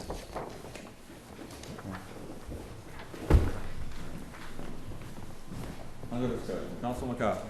Thank you, Mr. President. Let's be 100% clear. This matter came in front of the City Council as a late file. Yes, it did. It also was referred to the Committee on Licensed Oil and Legal Affairs, and at that time, during the course of the meeting, the Chairman of Licensed Oil and Legal Affairs asked that it could be turned over to Government Services for a variety of different reasons we know you not talk about. So it came in front of my committee. The meeting was properly posted, and it adhered to every single sunshine law, rule, and regulation that were put in place. Let's be 100% clear about this. There's nothing underhanded or sneaky or anything for everybody at home watching this. There was nothing that happened. It transpired exactly the way it's supposed to. Something came in as a late file, asked us to consider something because it was not on the agenda as we just talked about with regards to an appropriation. It was referred to committee as it was. I acted on that 3 weeks after it happened, I believe, on a Monday, because at that time I had to schedule everyone. And as was testified earlier tonight, when people came in to talk about the Universal Steel project, they're asking us not to deal with issues during the holiday season, between Thanksgiving and Christmas. So I knew that because I've been a council for a while. So when it came in front of me to my committee, my task is to get that stuff done, get it heard, and get it moved on. And I didn't want to interfere with anybody's holiday or the ability for anybody to come, because I don't want to be accused of, well, I had a committee meeting during the week of Thanksgiving, so no one could show up. I would never do that. So I posted a meeting properly. Every single councilor, except for the exception of Councilor Siegel, was in this room at the time. Councilor Epley, because of some prior engagement, he showed up for the committee meeting, which was posted for him, the Finance Committee, which was the first one, then he decided to leave. But the rest of us were here and heard the whole thing. So let's be 100% clear about that. Nobody's suggesting otherwise. Well, I just want to make it clear, because there's been some suggestion otherwise that we acted improperly, and I take that to heart. There was no suggestion on my part that we... I didn't say, I'm just saying that. As for what's in front of us tonight, I'll be presenting the committee report later, if that's the wish or the will. But what transpired and what was heard during the committee, I'll bring it up during the report. But out of committee, with the members that were present, left. I believe there was all 5 members of the committee were there, and the 3 members of the council that not being members of the committee. So there's 8 out of the 10 of us that were available for the meeting were there. The recommendation was referred out with a positive recommendation. So if the will at this time is to have another meeting, I'll have another meeting. The second matter that's in front of us about the traffic commission, the will of the committee for that one was to leave it in committee and to have a meeting at another date. All that being said, the harbor master, the mayor's office was in here to talk about the importance of the Port Authority, and what the intent was to try to get this thing moved in such a time that it ends up on the legislature's desk the first week in January, because it is a home rule petition. It goes in front of the state legislature. They have to vote on it and send it back to create this entity. So, as I stated during the public meeting that we had this past week, I will reiterate the fact. If the will is to continue this, to have another meeting, I will be more than happy to have another meeting. But I also was, as I stated at that meeting, I am going to move this in such a way that it will come up prior to our next council meeting. And if that, unfortunately, doesn't work for some people with regards to the holidays, Unfortunately, that's why I tried to have the meeting early, but if some people feel that way, then I'd be more than willing to do that, but it's the will of the body to move it forward. Thank you. Council Fury. Mr. President, I strongly concur with Councilor McCarthy.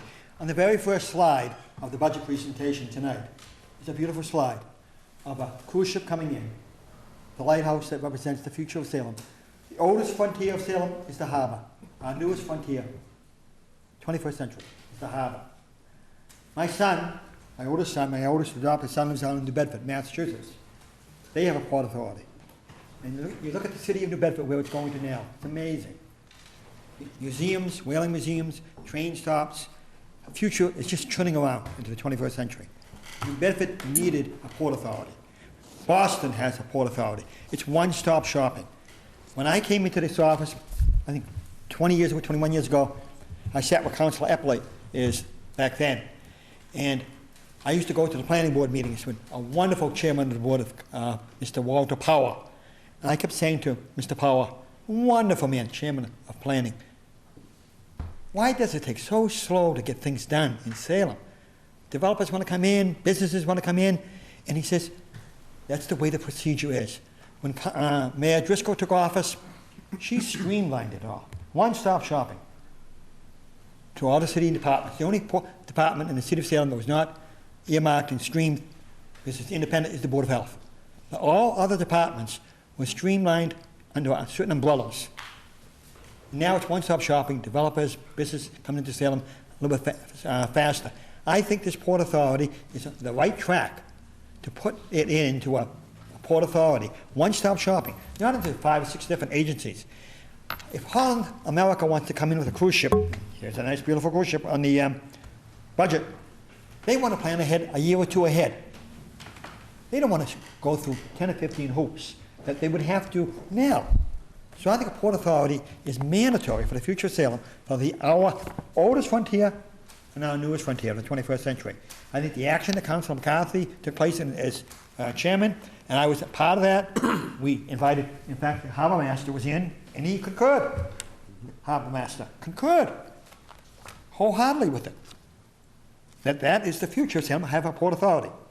So I think we have to make decisions here to delay and defer to another meeting during the holiday season. One of the worst times to get people together. We couldn't even get together for next Tuesday night's meeting. 2 of us will be missing the meeting next Tuesday. Now you're asking for further meetings. Oh, why don't we delay it to the next city council? It's our authority under this city council. We were elected to make those decisions. Why defer to a next city council? That's like saying that stalemate in Congress. They can't make a decision. Speaker of the House and so on. We can and we should make a decision tonight. And I think we should make action tonight. Thank you, Councilor McCarthy. Thank you, Councilor Fury. Councilor Legault. Thank you, Mr. President. Through you, I went through that whole Harbor Authority packet 3 times today. I went through it twice for my own purposes, and then I went through it a 3rd time after having a discussion with a concerned constituent yesterday. So I went through it to try to make sure that I understand it completely. And I do. And the one thing that I take from the whole process is we're either going to have a port authority and have a port, or we're not going to have a port authority and then we're not going to have a port. It's really what this comes down to. It's all under agreement with Footprint Power, that we can use the facilities down there, contingent on us our having a port authority to run that port. There are other port authorities out there. Some of them run one way, some of them run a little bit differently. This is all going to be contingent on the people that get appointed, and I think they will do a good job on that. But the decision was made quite a while back that we wanted to have it to the Deepwater Port, that we wanted to bring the cruise ships in, we wanted to bring that element to Salem. That decision's already been made. If we don't have the Port Authority, Footprint could basically walk away from the agreement that they have, and we won't have a Port Authority and we won't have a port, and all of the work that we've done to make the current situation occur will be gone. Maybe there's some people that want that, I'm sure that there are, but that's not what I want. I think the Deepwater Port is one of the best things that has happened in Salem in recent years, and it's a strong weapon in our armory for advancing economically in the future. So we need to move forward with this. We don't need to have another public hearing. We've had multiple public hearings on this. If you go back to the discussions when we agreed to the agreement with footprint. We knew what we were agreeing to. I knew what we were agreeing to. I think we need to move forward with this. And then we need to make sure that we're very careful and diligent in the appointments that we make. That's the key part to this, not having another public hearing. If the will of the body is there, the will of the body is there. That's fine. But I think we need to move forward, and we need to move forward tonight, Mr. President. Thank you, Councilor Bill. Councilor Fury, just real quick. Councilor McCarthy. One last, I mean, right now, what's in front of us is the motion whether or not we're gonna have a public hearing. I mean, I haven't even brought forth a committee report yet. So the bigger question is right now, I mean, and I think this all goes to, I think this is why this is backwards, is because I can bring forth the committee report, and at that point, I will make what the recommendation was. And at that point, if we want to take a vote on whether or not we want to have the matter remain in committee for another meeting, that's the proper spot for it. To ask to do a public hearing for something that's already in committee is, in my opinion, is kind of backwards. Because it's already been referred to committee, it's in committee, we've already heard the matter once, we took a vote on it. If the decision is by that committee to take another vote, or the body to refer it back to committee to have another meeting, that's where it should happen. That's my opinion. Thank you. Thank you. Just one last thing. Well, if we go to committee reports first and it gets voted out, then trying to have a public meeting becomes a moot point. That's why I brought it up first. Now, just in comparison, we've been through some processes, say, the zoning review committee. Took years, and I believe we got it right, and we really addressed a lot of zoning problems in our zoning review committee. The North River Canal Corridor took a year or so, and I believe we got that right. The comprehensive parking plan took a long time, and I believe we got that right, and we did some tweaking to that. This very powerful organization, or authority, we've had 2 weeks. We came in 2 weeks ago.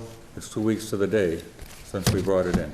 That's a very short time to create such a powerful organization, powerful association. That's my only worry.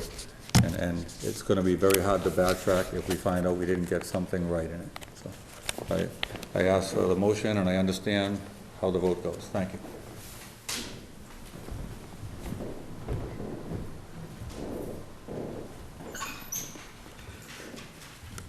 Being no further discussion on the motion before us, all those in favor? No. Roll call, please. Okay, 3 hands for roll call vote. Madam City Clerk, please call the roll call on Council Order number 632. What? Hearing request. No, it's on the hearing request. On the hearing. Excuse me? It's on the hearing request, not council order. Right. Hearing, Just it's a hearing on Council Order number 632 if it passes for, okay, exactly, I'm sorry. Please call the roll on the matter of a public hearing. For clarification, could you just Yes, thank specify you. what the vote is? Right. Yes means? Yes, we'll hold a public hearing on the Port Authority bill. No means we won't. Madam City Clerk, please call the roll. Counselor Turiel? No. Counselor Siegel? Yes. Counselor Milo? No. Counselor McCarthy? No. Counselor Legault? No. Counselor Gerard? No. Counselor Fury? No. Counselor Famico? No. Counselor Epley? No. Counselor Sargent? Yes.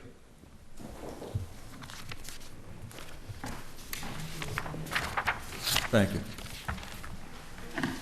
On the matter of a hearing request for the Salem Harbor Port Authority, 10 councilors voting, 2 in the affirmative, 8 in the negative. The matter does not carry. Council McCarthy. Thank you, Mr. President. I'd like request to take out of order Committee reports, page 17. page 17, I believe I switched pages. Committee reports. On Councilor McCarthy's motion to move to committee reports, all those in favor, all those opposed? Councilor McCarthy. Thank you, Mr. President. City of Salem, City Council, November 12, 2015. The Committee on Government Services co-posted with the Committee of the Whole, to whom was referred the matter of a home rule petition to establish the Salem Harbor Port Authority, has considered said matter and recommend a positive recommendation to be voted out by roll call vote. On acceptance of the report, all those in favor, all those opposed? The ayes have it. Matter carries on adoption of the recommendation under discussion. Thank you, Mr. President. As was briefly discussed prior, we had a meeting this past week of which we took up the matter of the formation of a port authority. In that meeting, we had the mayor, the harbor master, and various other people and members of the public who spoke on the matter.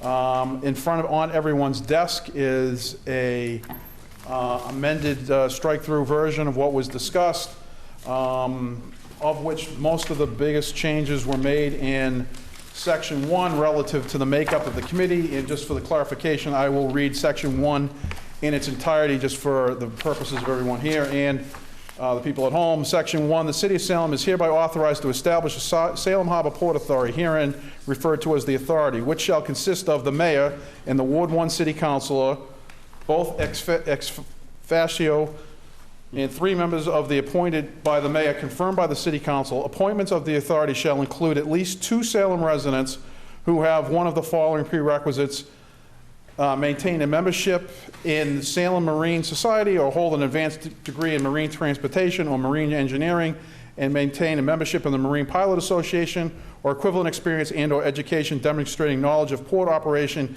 and or marine transportation. And the 3rd member can be anybody who wishes to apply and have the mayor appoint them to, if so be it. So all 3 members, so what you basically have is 3 members of the community, 2 of which have specific knowledge and working knowledge of how a port works and runs.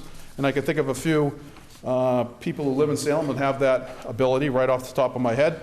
And any other person or individual who would want to participate in this. And a port authority, in this case, is limited to the Blaney Street property and the Deepwater Port. Let's be specific. It's not limited, it's not the entire waterfront. It's specific to Blaney Street, our port, and any DPA area, which would be the power plant site, the old power plant site. That's why what's in negotiations with the power plant, when we came up with a memorandum of understanding for the power plant, that's why it was negotiated in there that we'd create a port authority. Because when you look at it right now, and as was alluded to earlier, Bill McHugh, our harbor master, does a fabulous job. And I hope Bill McHugh's there for a long time. But there's no guarantee of that.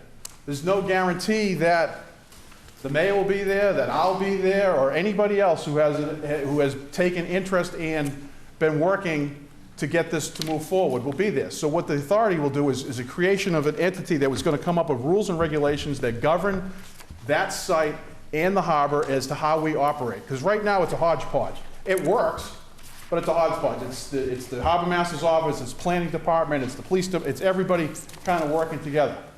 I don't envision that our port authority will be anything like the Boston Port Authority, but we have to start someplace. Who knows, it could be. As was brought up to a concern from a resident from outside of my ward was about traffic. Obviously, the traffic impacts that we create with the development of our harbor is something that we'll have to take into consideration and we'll have to work to address. But right now, the way this is, we need to start someplace. We need to start with the basics. And the basics are we need to establish a port authority because that's what was agreed to, that we look that way. And this isn't something that just came up. When I was first running for election, a long time ago now, 10 years ago, I attended all the Harbor Implementation Committee meetings. This is something that has been on the books and talked about for 10 years, about how eventually down the road, when we talk about the harbor and how we're going to utilize it, that we need something down the road. This is the time to move this forward. It came out of committee with 5 members voting and 5 in the affirmative, and I know we just had a vote about a public hearing. If the will is to have another meeting on this, I'll be more than happy to do that. I'm not about, for me, it's all about procedure. I think that we follow procedure, but if the will is to have another meeting, I'll be more than happy to have another meeting, but I will state what I stated earlier. We're going to move this forward so that it's done by the December meeting. We take a vote up or down. So if it's a vote, and I think the way it should go, up, that with maybe some amendments, that this ends up on the State House desk come January 1. So this can be moved forward. So I'll yield the floor to everybody else. But the recommendation was favorable coming out of committee. Council McCarthy. Council Torrio. Thank you, Mr. President. I concur with my colleagues' statements on this. I'm very much in support of it. I see no reason this was accepted as a late file and referred to committee. The committee did hold a meeting in public that was properly noticed. And this is not something that just suddenly was foisted upon Salem. This is something that this very same body agreed a year ago when we came to our community benefits agreement with Footprint that we were going to do it. since that time, this administration has been working to try and learn how other cities have modeled theirs, and has created, with some input from the committee, a working model for how Salem can run a port authority to manage our very simple, very small port. I think this is perfectly reasonable. I don't have any problem with us moving ahead with it, and I will vote in favor of doing so. You know, we are not trying to create another mass port here. We're not trying to create another New York Port Authority. This is a small volunteer group that will be operating the Blaney Street Port and our access to the Deepwater Dock. That footprint still holds title to. Thank you, Council Torriello. Council Legault.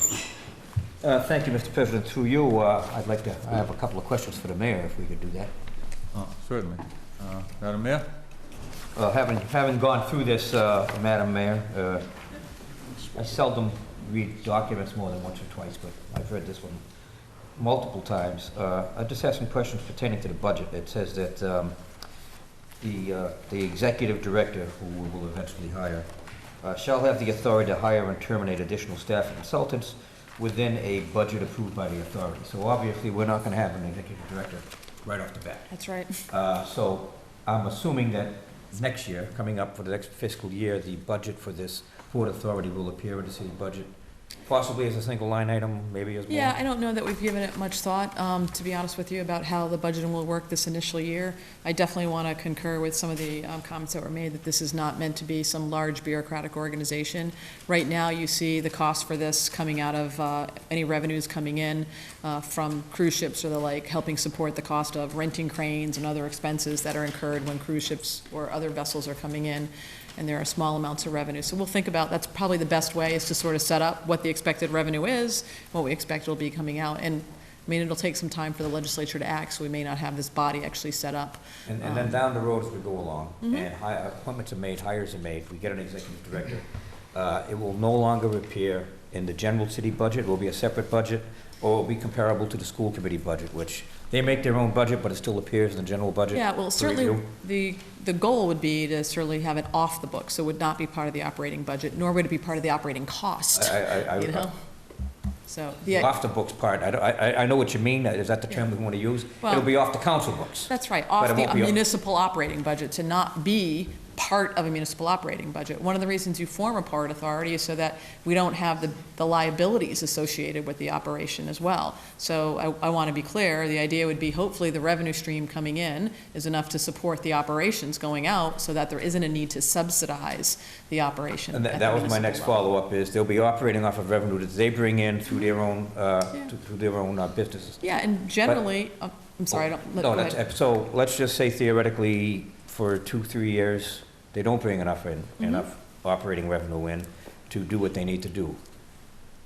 How will we supplement that budget? Will that come through here? Then you would have, exactly. Then I was going to finish your statement, and I'm sorry for not for interrupting. The theory is. Are you telling me you knew what I was going to ask? It's a scary thought, right, for both of us.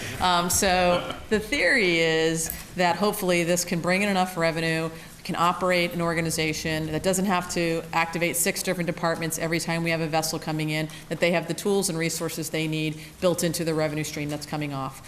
The path to get there is probably going to take a little while, so that there is going to have to be either some kind of commitment or some resources out while we're waiting on revenues to come in from other sources. Right now, we have helped fund some of the cost at Blaney Street. As you know, we've come in for appropriations to help with some of the capital, or we've matched state grants that we've received. So any city expenditures that would be required would absolutely have to come before this body. So there will be eventually a purchasing system developed within this authority. They'll have their own purchasing system, I would assume. Similar to the school department, once again. But if they need additional revenues, they'll have to come to us. Who will get to say whether or not they're allowed to run a deficit of any kind? I mean, that's going to be unavoidable, possibly, but how are we going to handle deficits? So they cannot run a deficit. They cannot run a deficit. That's correct. So they would be, I really believe this is going to be a closely held corporation with the city, much like the SRA is. They don't have their own staff. They partner up with city staff. Much of this operation, certainly at the beginning, is where the fledgling port, hoping to get a little bit busier, is going to operate in much the same way. What we do now is that we have to activate 6 different departments. It entails a whole operation of people. We're hoping we can streamline that a little bit, especially if you think about just the ownership of the port. And there were some comments made earlier I want to correct. We're not talking about transferring Blaney Street or the ferry to this organization. We'll have some kind of an MOU that allows the use and the operation. With respect to the footprint plant, we'll have some kind of a license or vehicle to make sure that acquisition aspect, again, goes to this agency so that there's a direct line where there's a shared asset. But there is no handing over of city assets to this authority. They are municipal assets. It's not unlike the common is a municipal asset that the Park and Recreation Commission manages.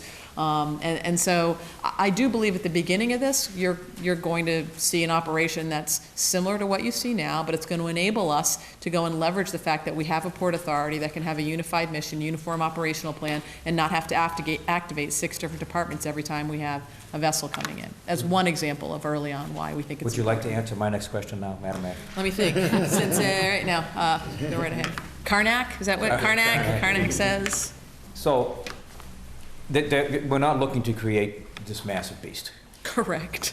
So that's the last thing we want to do, as a matter of fact. But we do need something that's nimble and flexible and unified that has a sole mission. Right now, the planning department has 5 projects, or more than 5, 25 projects, and this is one of them. You can't really operate a new port that we're trying to market, and we're trying to bring in additional vessels with an agency that has 6 different things going on. It needs to have a unified approach. And this agency will be subject to open meeting laws, absolutely, sunshine ordinances, Uniform Procurement Act, right. There'll be public meetings. Yep. The public will be invited to attend some of the meetings, perhaps not all of them.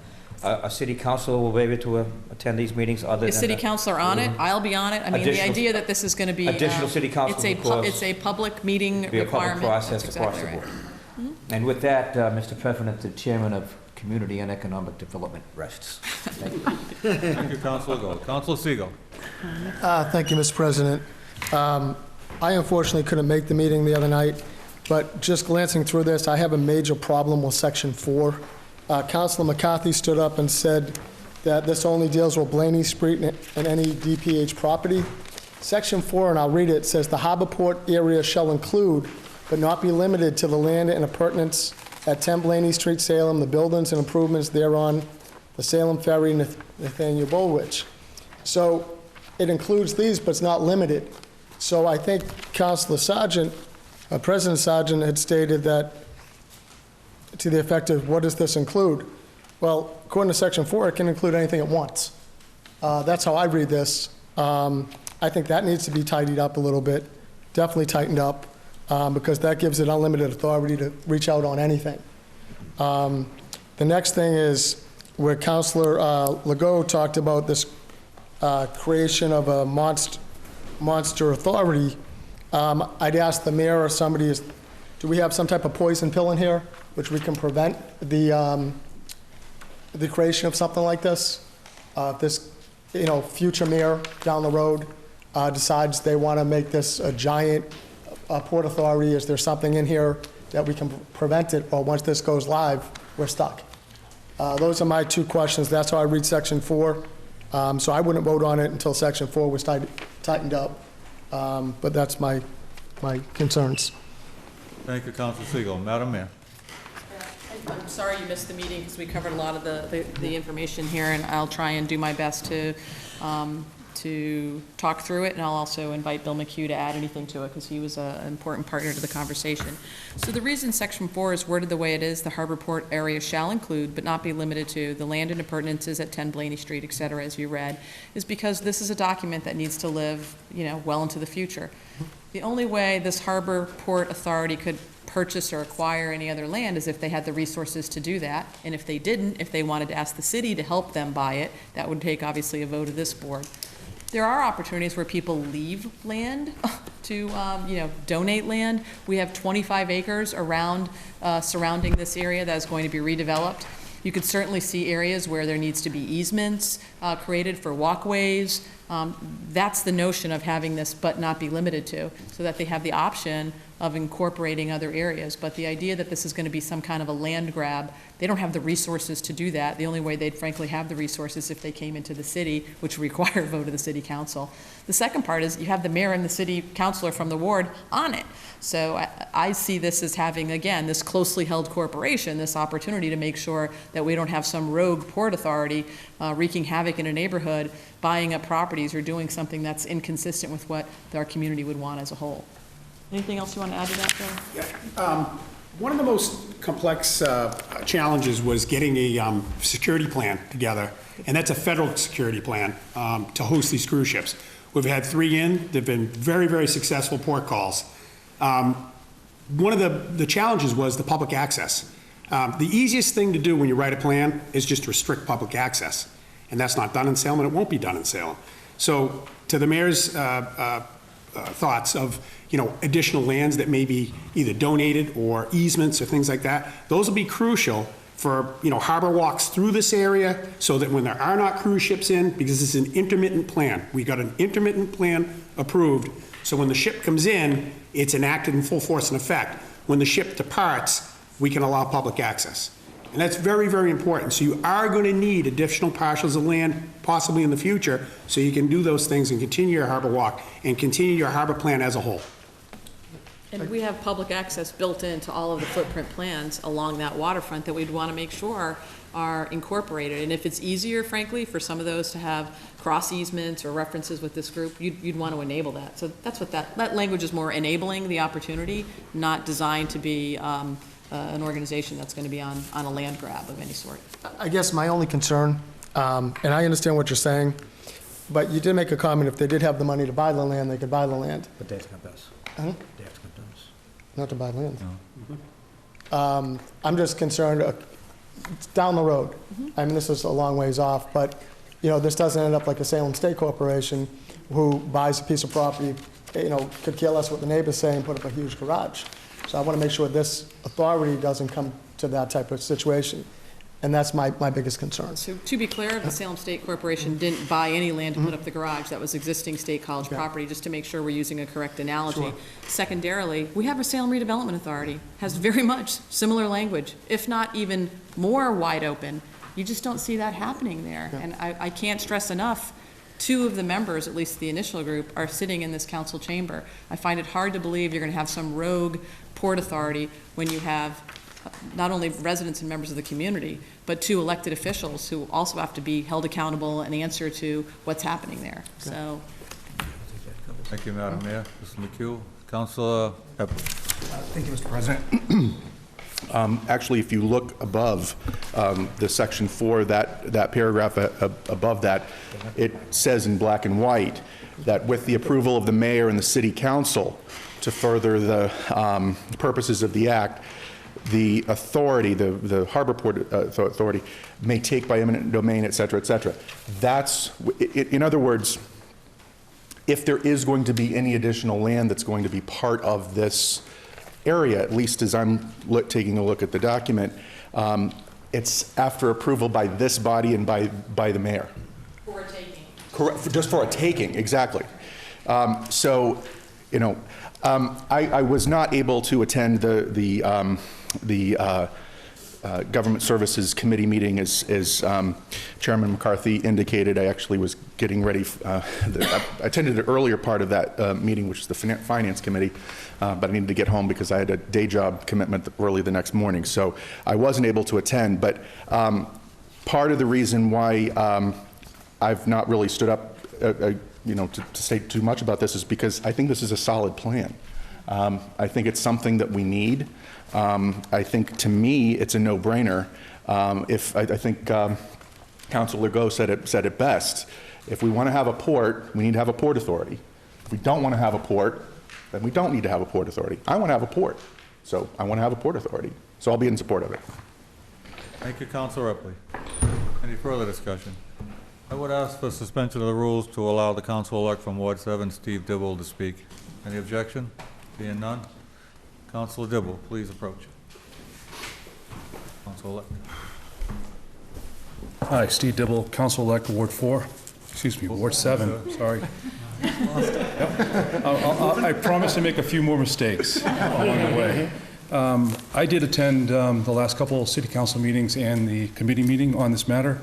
I did not have the documents to go through and read to ask better, more intelligent questions. I did pose a few questions to the mayor through the president, through the chair at the time.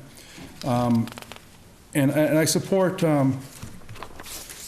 Councilor McCarthy's comments on if we all agree or several agree to bring it back to his committee, which I think is the correct place.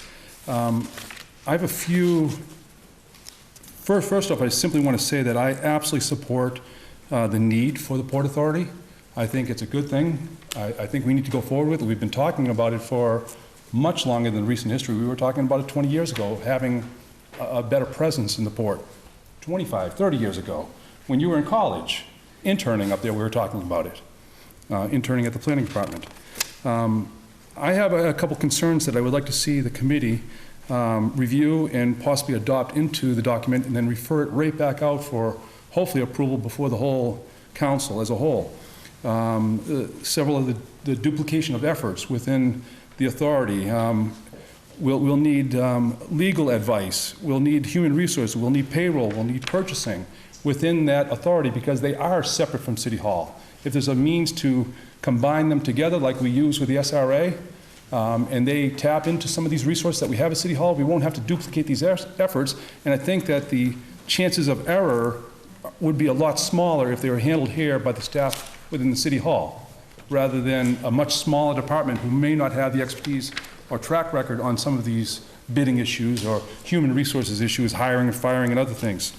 Within the document, I don't see a second issue. I don't see revenue coming back into the city of Salem from the users of the port.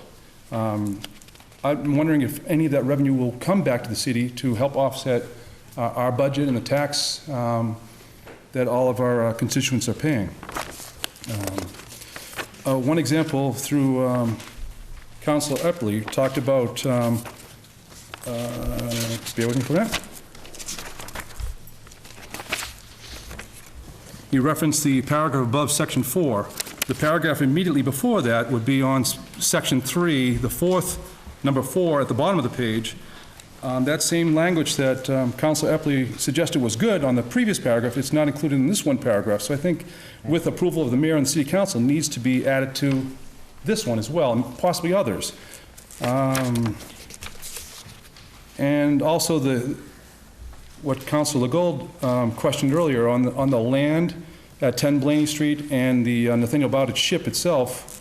By this document wording, it actually is turned over to the Port Authority, and is there an opportunity somehow in the future to recapture those and bring them back, and to, is there an opportunity within this document to collapse the Port Authority at some point, should we feel that it needs to be done, and to bring them back in to the, bring them back under city control.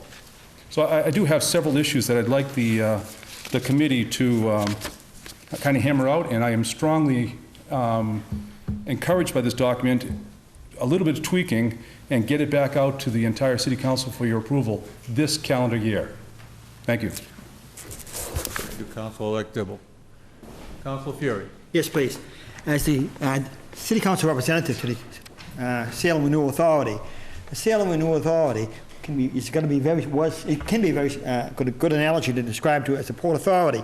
If you look at the Salem Renewal Authority, what it's done, using city resources, using the planning department, using the city planner, and the 5 members of that Salem Renewal Authority are experienced, seasoned veterans, architects, designers, great expertise you have on that board.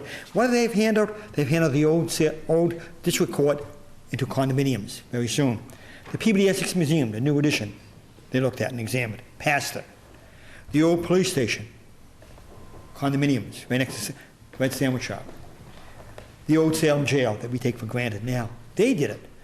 That's what a Port Authority can do with the resources of the city backing it, planning department, so on. We have that expertise already in the SRA. I believe that the Port Authority will be a similar analogy, doing great things. One-stop shopping. So when Holland America wants to come into Salem, they don't have to jump into 10 hoops. It's one-stop shopping here, just at the SRA.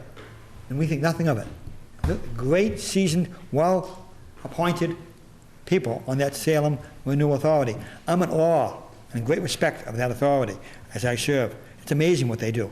And this authority, this Port Authority, has great potential to do the same and much more. Thank you. Thank you, Council Fury. Any further discussion? Being none.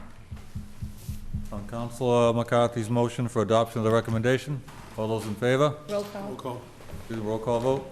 Thank you, Madam City Clerk. Please call the roll. Counselor Turiel? Yes. Counselor Siegel? Present. Counselor Milo? Yes. Counselor McCarthy? Yes. Counselor Legault? Yes. Counselor Gerard? Yes. Counselor Fury? Yes. Counselor Famico? Yes. Counselor Epley? Yes. Counselor Sargent? No.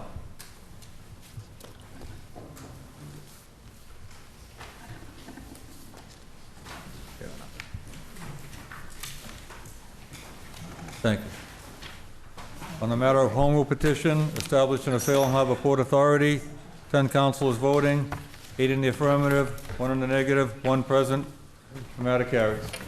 Council McCarthy. Thank you, Mr. President. While we're all still here and we're still in my committee, we might as well take up the last one, because it's gonna remain in committee, so might as well just do it while we're here.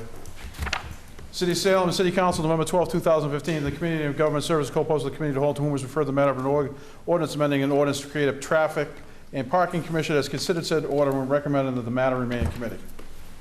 On acceptance of the report, all those in favor? All those opposed? The ayes have it, the matter carries. On adoption of the recommendation? Briefly, Mr. President, it's been a long night already. The committee met, we talked about the merits of professionalizing the way we deal with traffic and parking in the city of Salem. There was some discussions about the makeup of how it would work. The committee decided that the matter should remain in committee and that we should have another meeting on this, which I will make sure is posted. I will have to evaluate with the committee with their schedules as to when it will be posted, but as soon as it's posted, I will make sure everyone knows. I'm a little cognizant of the fact that some people get lost around the holidays, unfortunately, with regards to family commitments and whatnot, and I totally understand that. So whether or not we meet prior to our December meeting or the first of next year, I will work that out with the current committee, and we'll see if there's a will and a way to meet before the December 6th meeting. If not, then the matter will be held over to the next calendar year, but I will determine that with the committee. Thank you, Councilman McCarthy. On adoption of the recommendation, all those in favor? All those opposed? The ayes have it. The matter stays in committee. Look on page 3. Okay. Mr. President, I move we return to the regular order of the meeting, page 2. Three. Sorry. Motion to return to page 3. All those in favor? All those opposed? We're back to page 3. Appointments and reappointments. We have the mayor's reappointment of Gail Gambarini to serve as a member of the Conservation Commission with a term to expire November 12, 2018. Council Gerard. Thank you, Mr. President. I move for confirmation by roll call vote. Council Gerard moves confirmation by roll call vote. Under discussion. Thank you, Mr. President. I'd just like to say thank you to Ms. Gambarini for continuing to serve, especially where she is such a new member of our great city, and we're so glad that she continues to want to serve on the Concom. Thank you very much. Madam City Clerk, please call the roll. Counselor Turiel? Yes. Counselor Siegel? Yes. Counselor Milo? Yes. Counselor McCarthy? Yes. Counselor Legault? Yes. Counselor Gerard? Yes. Counselor Fury? Yes. Counselor Famico? Yes. Counselor Epley? Yes. Counselor Sargent? Yes. Thank you. On the reappointment of Gail Gambarini to the Conservation Commission, 10 councilors voting, 10 in the affirmative, 0 in the negative. The matter carries. Further appointments and reappointments. We have the mayor's reappointment of John Russell and Alice Williams to serve as members of the Council on Aging, with their terms to expire November 12, 2018. Council Milo. Thank you, Mr. President. I move for confirmation by roll call vote. Thanks. On to discussion. Thank you, Mr. President. I know we're going long this evening, but I don't want to let this pass without giving the recognition to Mr. Russell and to Ms. Williams that they deserve. I see them in action at least once a month on the Council on Aging board, and they are extremely passionate advocates for our older residents. They're dedicated members of the board, and I would strongly encourage everybody to affirm their reappointments. Thank you, Council Milo. Council McCarthy. Briefly, I just want to concur with that. They're both wonderful individuals, and I just want to add for the record that if you happen to be down at the Council on Aging at any time during the day when Mr. Russell's there, watch out, because he's carrying a paintbrush around trying to brighten up and clean up that place as best he can all the time, and if you stand still, he'll probably paint you. I'm serious, he's doing a wonderful job down there, really is. Very good. On Council Milo's motion for confirmation by roll call vote, Madam City Clerk, please call the roll. Counselor Terrio? Yes. Counselor Siegel? Yes. Counselor Milo? Yes. Counselor McCarthy? Yes. Counselor Legault? Yes. Counselor Gerard? Yes. Counselor Fury? Yes. Counselor Famico? Yes. Counselor Epley? Yes. Counselor Sargent? Yes.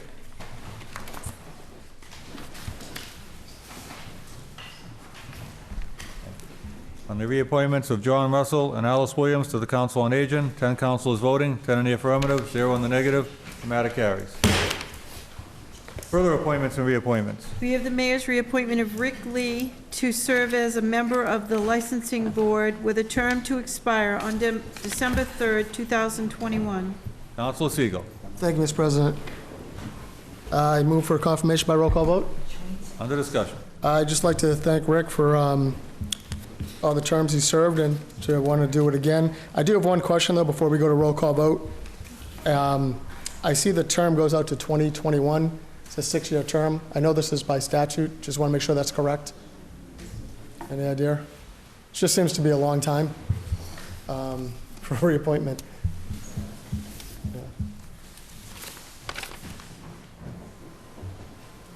It says a 6-year term. Oh, okay, then it is correct. So I move for roll call vote.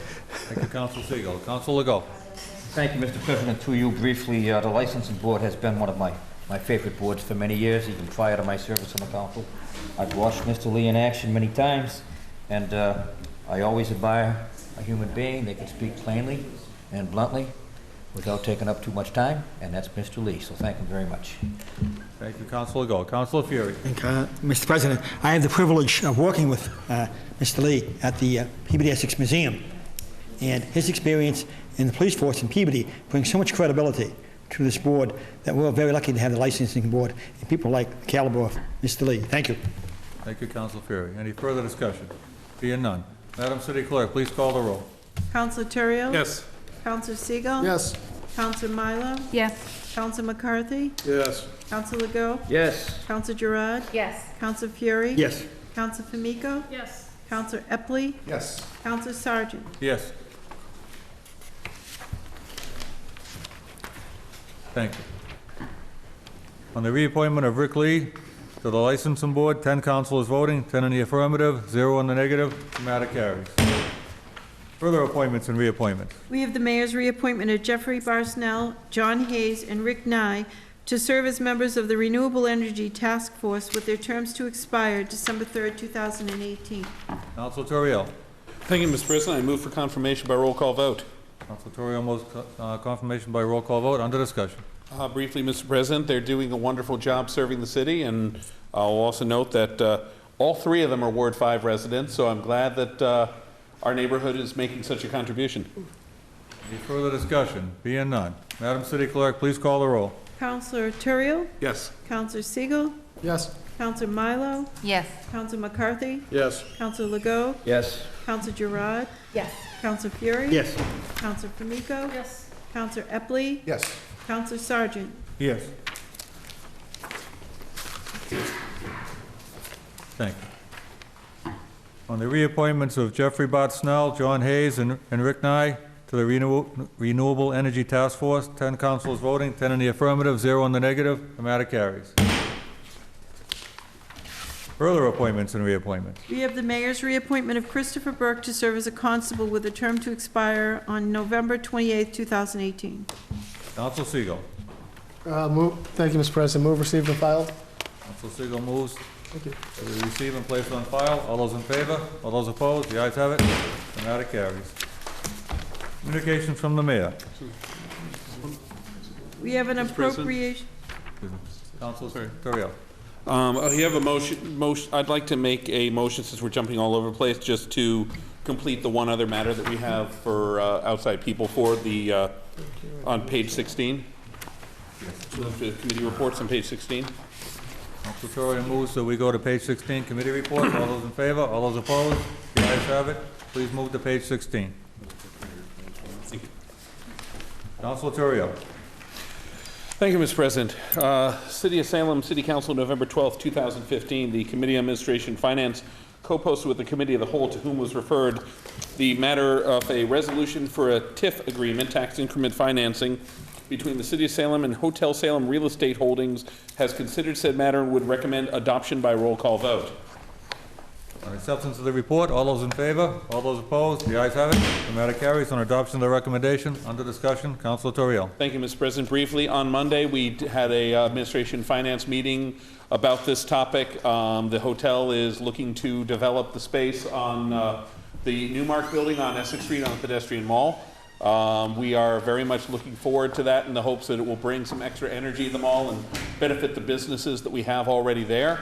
It'll be providing some jobs. There are issues that, some issues that will have to work out in the permitting process and, you know, within their purview for parking and and some of the other issues in design. But overall, the committee strongly supported this project and thinks it'll be good for the city. And we're going to be deferring some tax revenue down the road as a result of this. We're not going to realize the increases in value as quickly as you would straight ahead, but this is the kind of money that helps a project like this really get off the ground in the first couple of years. Thank you, Councilor Torrio. Any further discussion? Councilor Fury. Yeah, Mr. President, this is a very exciting opportunity for downtown Salem to have a hotel on our own wall, the old Newmark building that used to be the old Newmark. It's falling apart. It's an historic building. To have a hotel there, most cities and towns would give their right arm to have what's going on in Salem. Hotels, harbor development, power plants, Salem State College, hospitals, courthouses. It's amazing what's going on in Salem. And this is going to be a big boost to downtown Salem, making it very lively, exciting. I work at the Peabody Essex Museum as a part-time security guard. Their addition was supposed to have a beautiful rooftop restaurant, but that was cut from the new plans for the Peabody Essex Museum. This new hotel will have a beautiful loft on top with a panoramic view of Salem. It's going to be amazing. And you got names like Curry, Shea, and Lutz, very well-established names. And I think Councilor Gerard went to the hotel in Portsmouth, New Hampshire, run by Lark. It's just a stunning opportunity for the city of Salem, and I'm very excited by this TIF. And that's what the TIF is all about, giving opportunity that we've done on Swampscott Road, O'Rourke development. Downtown Salem is going to have a big boost by this TIF. Thank you. Thank you, Councilor Fury. Any further discussion? Councilor McCarthy. Thank you, Mr. President. Just briefly, obviously representing the ward which the building is located in is very exciting. I just wanted for clarification for, you know, it's actually in 2 now, isn't it? Yeah. But the residents that used to, sorry, it's in 2. I got the residents that live right down the street that had brought up some concerns, but anyway, that's right, I forgot it moved. Without even me voting. But all that being said, there was some concerns with some of the direct residents that are in Ward 1 directly next door with regards to trash removal, hours of operation. And this agreement is to help move the project forward, but obviously all those additional concerns will be addressed as it moves through the permitting process. They're not actually asking for any zoning changes or a lot of permitting. They're going to be looking to do that, but as it runs through the queue, so to speak, with regards to the different boards that oversee it, with Board of Health and whatnot, with regards to trash and whatnot, those concerns will be addressed at that time during those meetings, and we'll make sure that they are doing things properly. But it is a very exciting project, and it's a unique concept, and I'm eager to see how it moves forward. Thank you, Councilor McCarthy. Any further discussion? Being none. Please, it's a roll call vote, right? Madam City Clerk, please call the roll. Councilor Turiel? Yes. Councilor Siegel? Yes. Councilor Milo? Yes. Councilor McCarthy? Yes. Councilor Legault? Yes. Councilor Gerard? Yes. Councilor Fury? Yes. Councilor Famico? Yes. Councilor Epley? Yes. Councilor Sargent? Yes. Thank you. A resolution for a tax increment finance agreement with Hotel Salem Real Estate. 10 councilors voting, 10 in the affirmative, 0 in the negative. The matter carries. Further committee reports. Council Torrio. Thank you, Mr. President. The Salem City Council, November 12, 2015, the Committee on Administration Finance co-posted with the Committee of the Whole, to whom was referred the matter of entering into a TIF agreement with Hotel Salem Real Estate Holdings, has considered said matter and would recommend adoption by roll call vote. Acceptance of the report. All those in favor? All those opposed? The ayes have it. The matter carries. On adoption of the recommendation. Under discussion. Council Torrio. Thank you, Mr. President. Briefly, this is the actual resolution itself that we are adopting to, or the actual order itself that will then be submitted to the state as part of the agreement. Thank you, Council Torrio. Any further discussion? Being none. Madam City Clerk, please call the roll. Counselor Terrio? Yes. Counselor Siegel? Yes. Counselor Milo? Yes. Counselor McCarthy? Yes. Counselor Legault? Yes. Counselor Gerard? Yes. Counselor Fury? Yes. Counselor Famico? Yes. Counselor Epley? Yes. Counselor Sargent? Yes. Thank you. On the matter of a tax increment financing agreement with Hotel Salem Real Estate Holdings, 10 councilors voting, 10 in the affirmative, 0 in the negative. The matter carries. Now, a motion to report to Council McCarthy. I move that we return to page 5. Council McCarthy moves to return back to page 5. All those in favor? All those opposed? The ayes have it. Further communications from the mayor. We have an appropriation of $64,669 from Retirement and Stabilization Vacation Sick Leave Buyback Account for the retirement of the following: Gail Doherty and Joyce Harrington. Council Torrio. Thank you, Mr. President. I move for suspension of the rules. Council Torrio moves suspension of the rules. Any objection? Being none. Council Torrio. Thank you, Mr. President. I also move for adoption. On the move for adoption, under discussion. No discussion. Routine buyback. Thank you very much. On the motion for adoption, all those in favor? All those opposed? The ayes have it. The matter carries. Further communications from the mayor. We have an appropriation of $41,150 from fund balance free cash account to the planning contracted services account. Council Torrio. Thank you, Mr. President. I move for suspension of the rules. Council Torrio moves suspension of the rules. Any objection? Being none. Council Torrio. Thank you, Mr. President. I also move for adoption. On Council Torrio's motion for adoption, under discussion. Thank you, Mr. President. This appropriation is to retain a firm to basically pick through the maps that FEMA has generated that have put a whole lot of homes in Salem into floodplains that previously didn't exist in floodplains. It's having a major effect on people's insurance rates and requirements for flood insurance. This is especially an issue out towards Salem Neck and Juniper Point. We've brought this firm in, and they are working through the maps to basically renegotiate with FEMA. This process has been successful in many other communities, and we hope it's going to result in substantial relief to insurance ratepayers in the affected areas. Thank you, Council Torrio. Council McCarthy. Thank you, Mr. President. I couldn't concur more. The way that FEMA came in and reissued these maps with, I don't know, I think they just took overhead pictures and took elevations and thought, yeah, that everyone was just going to agree with these things.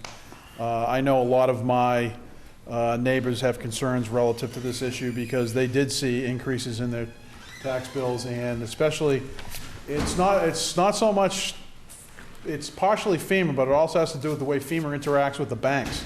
The banks are the ones, if you have a mortgage on your home, the banks are the ones that are requiring this, because if you own your home outright, you can opt out of not getting this. But if you have any outstanding balance on your residence with a bank, they're going to require it. And as just recently purchasing a home, it says it right in there. When you sign the FEMA thing, it says, and it can just basically go up at will when they want to. It's not tied to, it's like open-ended. Yeah, you're going to be paying this year, but next year it can just, and just because someone decided that you moved 20 feet or something into a zone that now puts you in a hazard. So it's a very difficult situation for a lot of my neighbors, especially people who've been in their homes for a while or people who bought new homes, in and around the water. It's even just off the water, because it's part of where I live is, I can think of at least 3 storms that I've been down there for, that, you know, the playground and everything else is flooded because everything rolls down that area and gets, you know, stuck. So I'm excited that this appropriation is put forth, and I'm happy that there potentially could be some relief for my neighbors, not so much just in Ward 1, but all across the city that have issues with regards to this flood insurance. So I'm glad that this was being done, and they're going to evaluate this. Thank you, Councilor McCarthy. Any further discussion? Being none? On the motion by Councilor Toriel, all those in favor? All those opposed? The ayes have it. The matter carries. Further communications from the mayor. We have an appropriation of $25,000 from capital outlay renovation and repair account to be expended for Lafayette Street bike lane project. Councilor Toriel. Thank you, Mr. President. I move for referral to the Committee on Administration and Finance. Thank you. On the motion to refer this to committee, all those in favor? All those opposed? The ayes have it. The matter carries. Further communications from the mayor. We have an appropriation of $25,000 from receipts reserved sale of lots account to the cemetery burial account. Councilor Toriel. Thank you, Mr. President. I move for suspension of the rules. Councilor Toriel moves suspension of the rules. Any objection? Being none, Councilor Toriel. Thank you, Mr. President. I also move for adoption. Councilor Toriel moves adoption. Under discussion. No discussion. On the move for adoption, all those in favor? All those opposed? The ayes have it. The matter carries. Further communications from the mayor. We have an appropriation of $25,000 from Retirement Stabilization Fund Vacation Sick Leave Buyback account to be expended for negotiated sick leave buyback. Councilor Toriel. Thank you, Mr. President. I move for suspension of the rule. Councilor Toriel moves suspension of the rules. Any objection? Being none, Councilor Toriel. Thank you, Mr. President. I also move for adoption. Councilor Toriel moves adoption. Under discussion. Hey, Mr. President, this is a routine matter to put some more money into the buyback fund that we're using to buy back existing sick time. Thank you, Councilor Toriel. On the motion for adoption, all those in favor? All those opposed? The ayes have it. The matter carries. Further communications from the mayor. We have an appropriation of $6,000 from receipts reserved sale of vaults to cemetery burial account. Councilor Toriel. Thank you, Mr. President. I move for suspension of the rules. Councilor Toriel moves suspension of the rules. Any objection? Being none, Councilor Toriel. Thank you, Mr. President. I also move for adoption. Councilor Toriel moves for adoption. Under discussion. No discussion. Any further discussion? Being none. On the motion for adoption, all those in favor? All those opposed? The ayes have it. The matter carries. Further communications from the mayor. We have a resolution to file and accept grants from the Commonwealth of Massachusetts Executive Office of Energy and Environmental Affairs for the PARC program for improvements to Mary Jane Lee Park. Councilor Toriel. Thank you, Mr. President. I move for adoption. Councilor Toriel moves for adoption. Under discussion. Thank you, Mr. President. This project is one that has some money that has already been allocated to it by between the CPA, block grant funding, and already allocated CIP funds. This is to authorize us to go forward and ask for the remainder of this project to be funded under the park grant system. And there is a provision in here that if the park grant is not awarded by the state, that the entire appropriation is null and void and we don't move forward. So we're not taking any city money that hasn't already been accounted for and allocated to put into this project. So I think it's worthy of going into the application process. Thank you, Councilor Toriel. Councilor McCarthy. Thank you, Mr. President. I couldn't agree more. Mary Jane Lee Park is an extremely utilized park in the heart of the Point neighborhood, and it's let me preface this by saying, every fund that we talk about getting money are tax dollars. I freely admit that. They're tax dollars. At some point, they were generated through some sort of tax that we paid to the government, and they put them into these programs.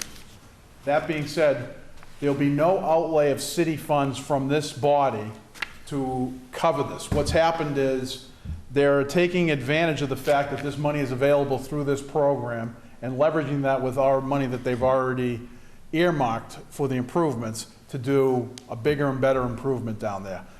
When I saw this appropriation, I made a call over to the planning department, and I was told what it would entail: a rubber surface underneath the jungle gym, removing of asphalt material, removing of some of what they deem underneath the asphalt material that has to be trucked away and disposed of properly, green space, adding trees, resurfacing the basketball court, new fence the whole way around. It's a litany of lists to help improve that park. And I don't like to say, There will be no tax dollars, because obviously the money that they're getting is come from some sort of tax someplace, but there'll be no funds from this body. They've already, as the finance chair suggested, they already have money from other CPA and other sources that's going to offset, that allows them to recapture as much money as they can from this program. So the resolution just allows them to apply to that to be able to do this. So I am in support of this. Thank you, Council McCarthy. Council Siegel. My question was answered. Thank you. Thank you very much. Okay, on the motion, on Council Torio's motion for adoption, all those in favor? All those opposed? The ayes have it, the matter carries. The, communications from the mayor. We have an order to accept provisions of section, oh no, we already did that. That's fine. Order parking ticket amnesty program for December 1st, 2015 through December 23rd, 2015 by the city collector. Council Torio. Thank you, Mr. President. I move this be granted. Council Torio moves to be granted. Under discussion. Thank you, Mr. President. Very, very briefly, this is what we call here in Salem the P's for Fees program. Basically, if you owe parking tickets, I know my good word 4 counselor has contributed many of those, but I'm sure he pays them all on time. Pays most of them on time, some of them on time. For this, we will waive a portion up to, I believe, $30 of any late fees and give you amnesty on that in exchange for just paying the fine and donating some canned goods that are then given out through the Salem Pantry and other and other groups to people who are in need. So it's a worthy program that we do every year, brings in some of those late dollars that people hold off on paying and encourages some of the unpaid fines to get paid and helps the people who need it. Thank you, Council Turiel. Any further discussion? Just to add a little friendly PSA, if you don't have the parking app and you have a smartphone, please get it. It allows you, if you're running late to your meter, to extend the time right from adding the time from your cell phone if you have a smartphone. It's a chance to not get those late fees and not get a ticket to begin with. So there's information on a lot of the meters around town with a sticker now, and it has the name of the application you can get. Thank you, Council Famico. Any further discussion? Being none. On Council Torio's motion that this be granted, all those in favor? All those opposed? The ayes have it. Matter carries. Further communications from the mayor. We have a communication from the mayor relative to the redevelopment of the former Universal Steel property. that one. No, we didn't do this one. Oh, okay. Okay. Property on Bridge Street. Council Legault. Thank you, Mr. President. Through you, I move that this be received and placed on file. Council Legault moves that we receive this and place it on file. All those in favor? All those opposed? The ayes have it. The matter carries.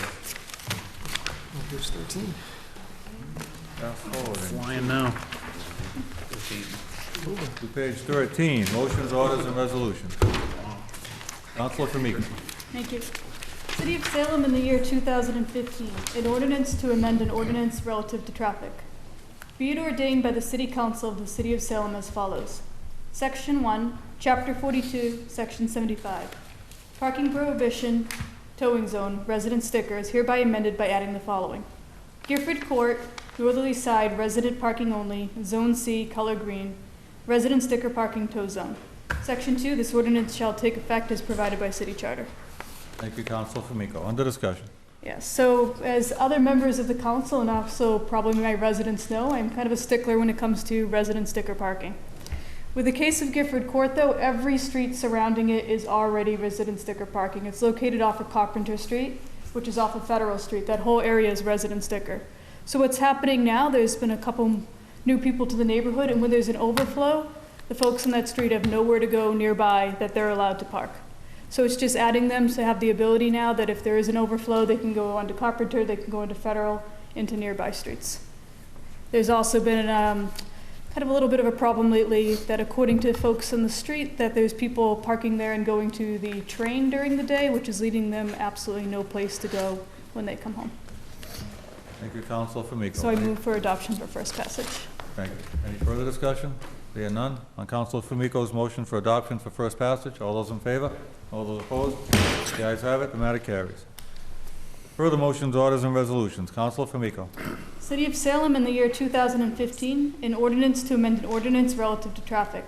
Be it ordained by the City Council of the City of Salem as follows. Section 1, Chapter 42, Section 74, General prohibition towing is hereby amended by adding the following. Gifford Court, southerly side, no parking tow zone. Section 2, this ordinance shall take effect as provided by city charter. Thank you, Councilor Fumiko. Under discussion. This is the same street as before, and one of the councilors at large and I took a nice little site visit down there a little while back. And what happens on this particular street, if you have people parking on both sides, it actually makes it difficult for some people to get to their residences and also prohibits emergency vehicles from getting down. And also, if people park on that opposite side from the houses, they're actually right against a larger building that's there, and they're starting to see some damage not only to the roadway, but on the side of their building as well.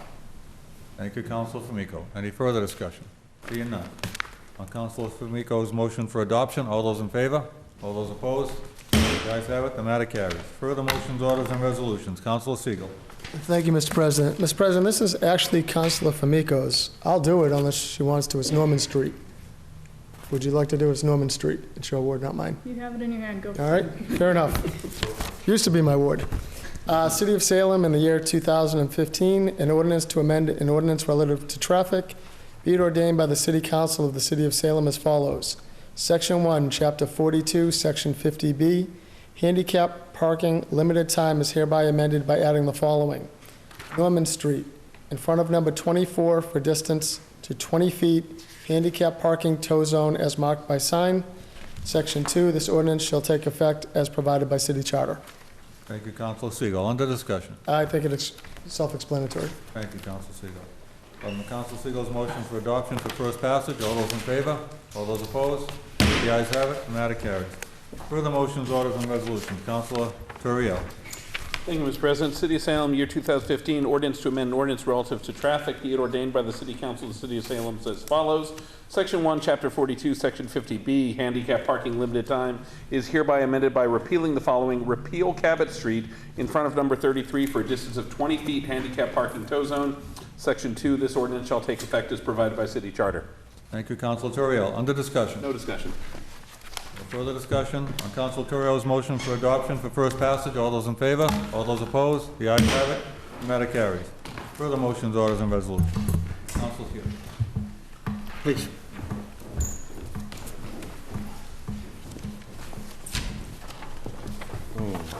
Councilor Sargent.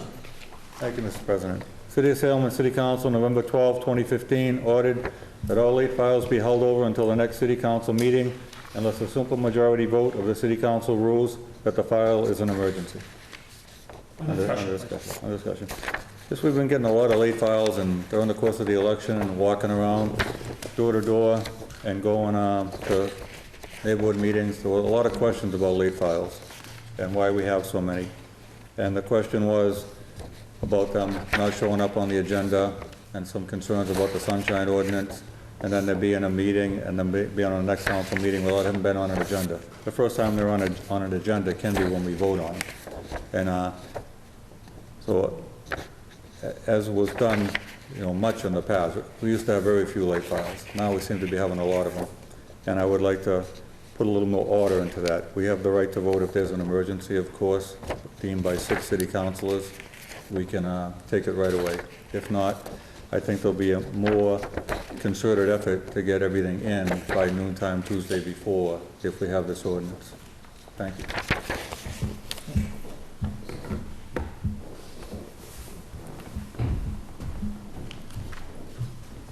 Councilman. Thank you, Mr. President.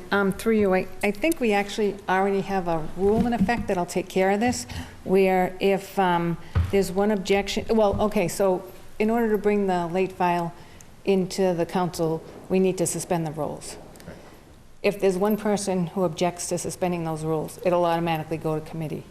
So I think there's a couple things here. When we talk about emergency, that's kind of a subjective term. What my emergency is might not be your emergency. So I think if we keep following the rules that we followed, and if somebody does have an objection and wants to see it held over to the next meeting, if they object to bringing it into the council, if they object to suspending the rules to bringing it in, then it's not going to come forward. Thank you. Right. Councilor Fury. Mr. President, I give great credit to former Councilor Vino for streamlining the process to having less late files. and having everything on the agenda. So I see in the past experience since Councilor Vino's renovation of motions, orders, and resolutions, less and less ones putting out. So it just gets referred to the next meeting, which is clean, nice and clean. And the subject of an emergency vote is very subjective. And I'm very wary of that situation. I agree with Councilor. It's very subjective. Thank you, Councilor Reppel. Thank you, Mr. President. I think, first of all, I want to commend the President for bringing this, this order in. But I think that in order for us to have a discussion, I think this should be referred to committee where we can have a full discussion about it. And frankly, that could be something that whether we take that up this year or we take that up at the beginning of next year, either one. I think it's a valid question that we should have that discussion, but I would suggest that we either move it to OLA, or Committee on Ordinances, Licenses and Legal Affairs, or to Government Services, and I just don't know which is the better one. I would certainly accept that. I would suggest Government Services. You're welcome. No, be here. Councilor Milo. Thank you, Mr. President. Through you, if I could add, if I could amend some of the language then, because I think a piece of this discussion is how we communicate late files to the public, and maybe if we can add to the discussion that subject I believe. along with this. Oh, That would happen in the committee process. I believe that can be done in committee. We have it before us, and that's what Okay. committee to review and report back. So, what the motion is to refer to Government Services? Sure. Second. Co-opposed to a committee of the whole? Yes, Mr. President. Okay. Motion to report this to Government Services, co-opposed to a committee of the whole. All those in favor? All those opposed? The ayes have it. The matter carries. Thank you. Further motions, orders, and resolutions. Council Sergeant. Council Pugh. Yes, please. Did we do that one?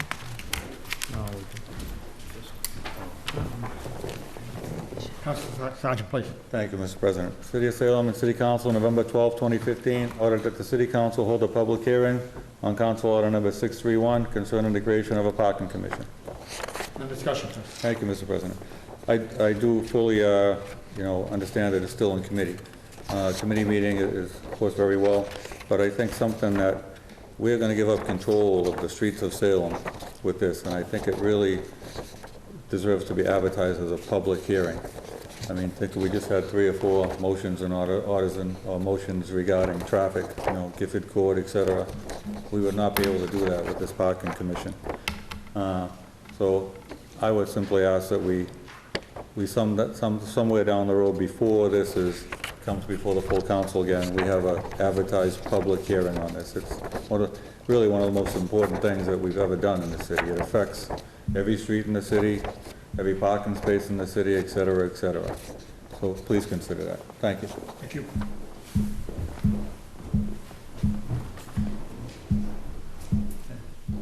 Other discussion? Awful quiet in here. Councilor Reppel. I move that this order be moved to the Government Services Committee. It already is. No, Oh, I'm this one. moving that this order go into the Government Services Committee. Just means like it's Before us, Councilor Giroux. Thank you, Mr. President. I'm a little, need some clarification here because this already is in the Government Services Committee to keep this discussion going about the parking commission, So it would so. be in committee for them to hold a public hearing on it. Right now, it's just in committee, Government Services, so it would be, they would discuss in committee whether or not to hold a public hearing. Okay. Okay? Council Turiel. Yeah, just, thank you, Mr. President. I mean, any further hearing that we have on this is de facto a public hearing. It is posted, advertised, and it's a posted hearing that we have that's open to the public, and it is up to the chairman of the committee whether he or she wants to take input from the public during the meeting, and virtually all chairpersons do so when asked. So, I don't think we need to have a separate public hearing. We just need to make sure that that's part of the process. Thank you, Council Turiel. Council McCarthy. Thank you. Just for clarification, all public meetings, any committee, any subcommittee meeting of the city council is open to public comment. Exactly. Irregardless, whether or not it's just 6 of us in this room with whoever's in front of us, or there's 60 people in this room, it's always open to public comment. And any time that any of us have ever conducted a meeting, that's the way we've conducted a meeting, just for clarification. So, I mean, I don't think it's subject to the, whether or not the chair wants to have public comment or not. If the public is there, they're going to let them talk. So that's just, I just want to clarify that. Councilor Kerr, Councilor Sargent, please. Thank you. I fully understand that. But when we hold a public hearing, as we do with zoning, it catches the eye of the public. When it's advertised as a public hearing, not just a committee report. Of course, all committee reports, all committee meetings are open to the public. But when we advertise something as a public hearing, it catches the eye of the public, the word gets around a lot faster, and then we have everybody who would possibly want to be here has a bigger chance of seeing that advertisement. That's my reason for wanting to advertise a public hearing, just as we do with a zoning change. When we have plenty of meetings on things, but when we have a public meeting with the planning board, those are much larger attended. There's a much bigger audience there. So when something's advertised as a public hearing, it catches the public eye a lot more. And this is something that should really catch the public eye. But I'll accept to go into committee and ask that a public hearing be held someday and that be discussed. Thank you. Thank you.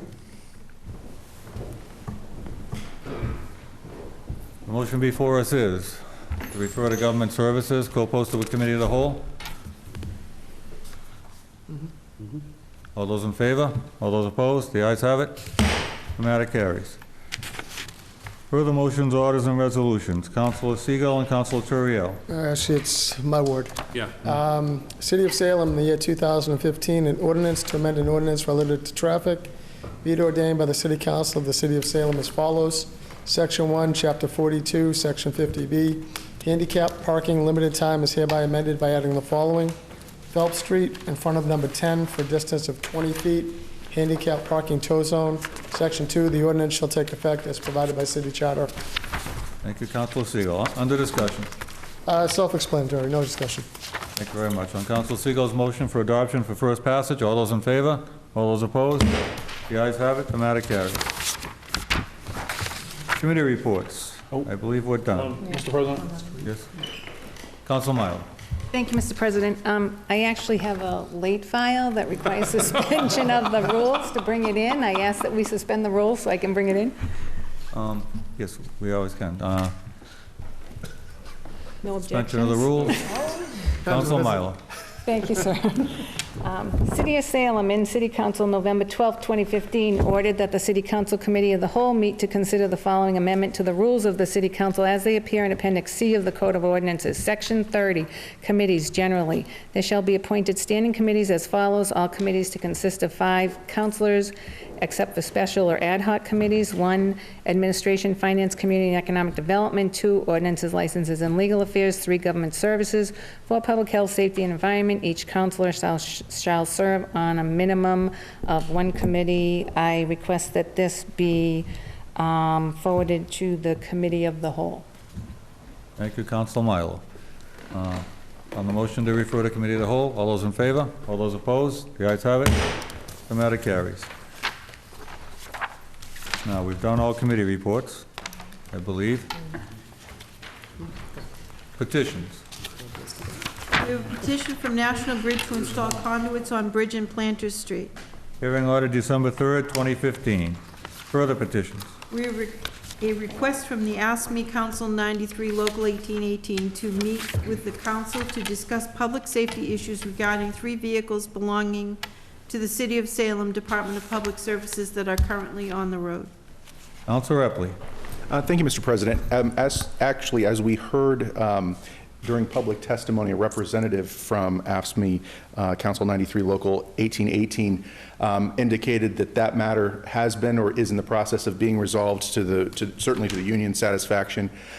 Despite that, I'm happy to refer this to the committee, and if we need to address it at a different time, we certainly can, but I just want to report to the body and to the folks at home that matter has actually been resolved. But with that, I do move it to the Committee on Public Health, Safety, and Environment. Thank you, Councilor Epley. On the motion to move this to committee, all those in favor? All those opposed? The ayes have it. Matter carries. Further petitions. We have a request from Walmart, 450 Highland Avenue, to extend its hours of operation on Friday, November 27th, Black Friday only. Normal working hours are 7 to 10 p.m. Walmart is seeking to open up at 1 a.m. the morning of Friday, November 27th, until 10 p.m. Councilor Epley. Thank you, Mr. President. First of all, I do, because I'm the Ward 4 councilor, I am going to move to have it granted with this caveat that I will be voting no to that, and I'll tell you why in just a second. But to bring it forward to this body, I do want to provide that that courtesy, certainly, to the petitioner Walmart for this body to address it.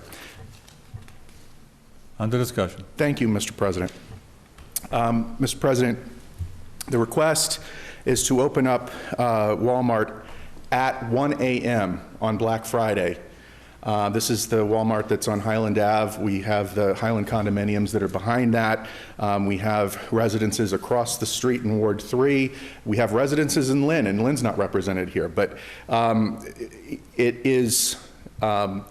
it may be okay in some jurisdictions. I don't think it's okay, and it shouldn't be okay in Salem for our residents to have to deal with midnight shopping or 1 a.m. or 2 a.m. shopping, even though it is Black Friday, because we're going to all be in a turkey coma, and we'll definitely want to have the ability to sleep. So I will be voting no, and I would encourage my colleagues to do so. The other thing that I would say is, this request was filed on November 10th at 10:37 a.m. To happen on the day after Thanksgiving. If we were to, and further, there is no one here from Walmart. So I'm concerned about that. And frankly, I am a big believer in business. I'm a big believer in businesses within Ward 4. I do occasionally shop at Walmart. But all of that aside, I think for the residents, we really need to vote this down. Thank you, Councilor Epley. Any further discussion? Councilor Turiel. Thank you, Mr. President. Very briefly, I concur. If I could concur more than 100% with my colleague from Ward 4, I would concur more than that, but that said, 100%. Thank you, Councilor Turiel. Councilor Fury. And the neighborhood behind that is one of the most premier condominium developments in Salem. It's a real nice neighborhood there. And for them, it's nice to show compassion and concern over the holidays. And also the employees of Walmart. We have to think about them at this time. So it's a win-win for the employees, and it's a win-win for the neighborhood in the city of Salem. If anybody wants to go to Walmart, they can go to Walmart at a different time. You'll be there. Thank you very much. Thank you. Councilor Fury, I'll just do real quick. Thank you, Mr. President. Councilor. This is refreshing, because you people are speaking as I speak on many issues, and I don't always get the vote. These people that live around there have the right to reasonable peace and quiet, and I wonder if that was coming from me, if we get the support. And I'm half kidding there, even though I love all you guys.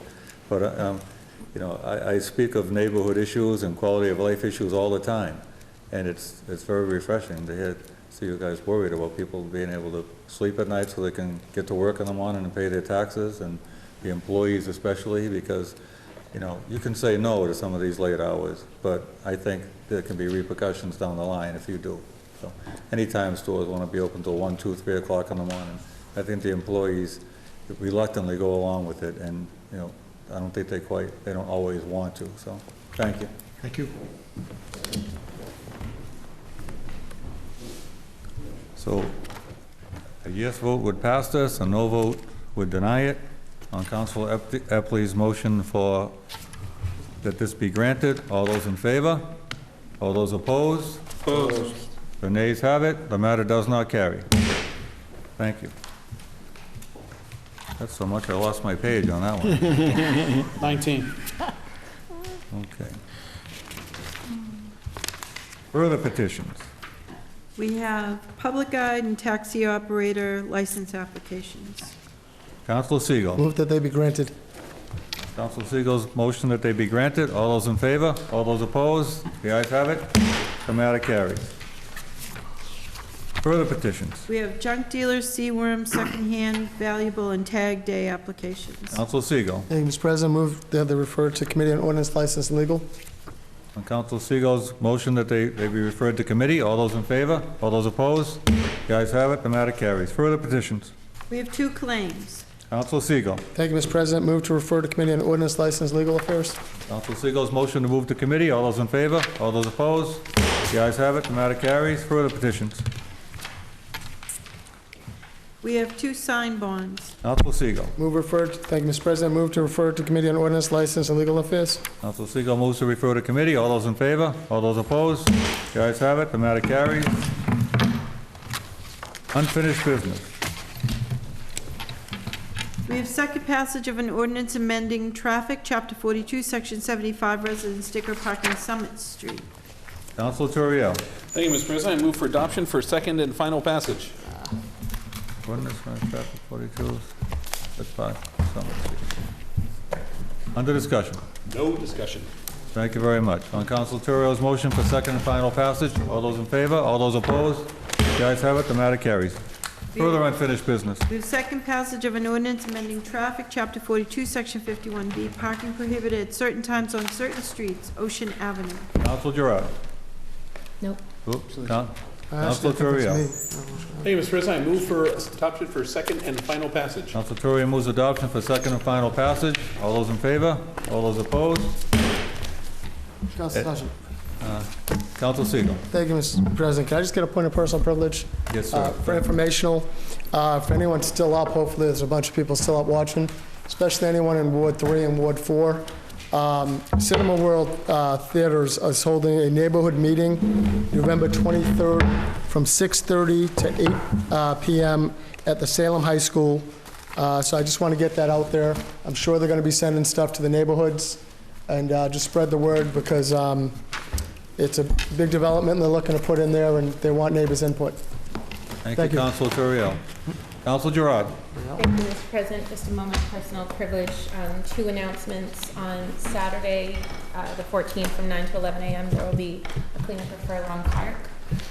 And also, due to, unfortunately, another heroin death, a young man who died in the Point, there is going to be a walk for opiate awareness taking place on November 22nd at 9:30 in the morning. It starts at the Common, and it will end at Palmer Cove Park. And there is a Facebook page, but if you look on Facebook for opiate.epidemic, you can get more information. Thank you, Council Gerard. Any further discussion, announcements? Adjourned. Councilor Fury. A motion to adjourn, Mr. President. On Councilor Fury's motion to adjourn, all those in favor? All those opposed? We stand adjourned. Thank you very much. Sorry. I said adjourn, you must be tired.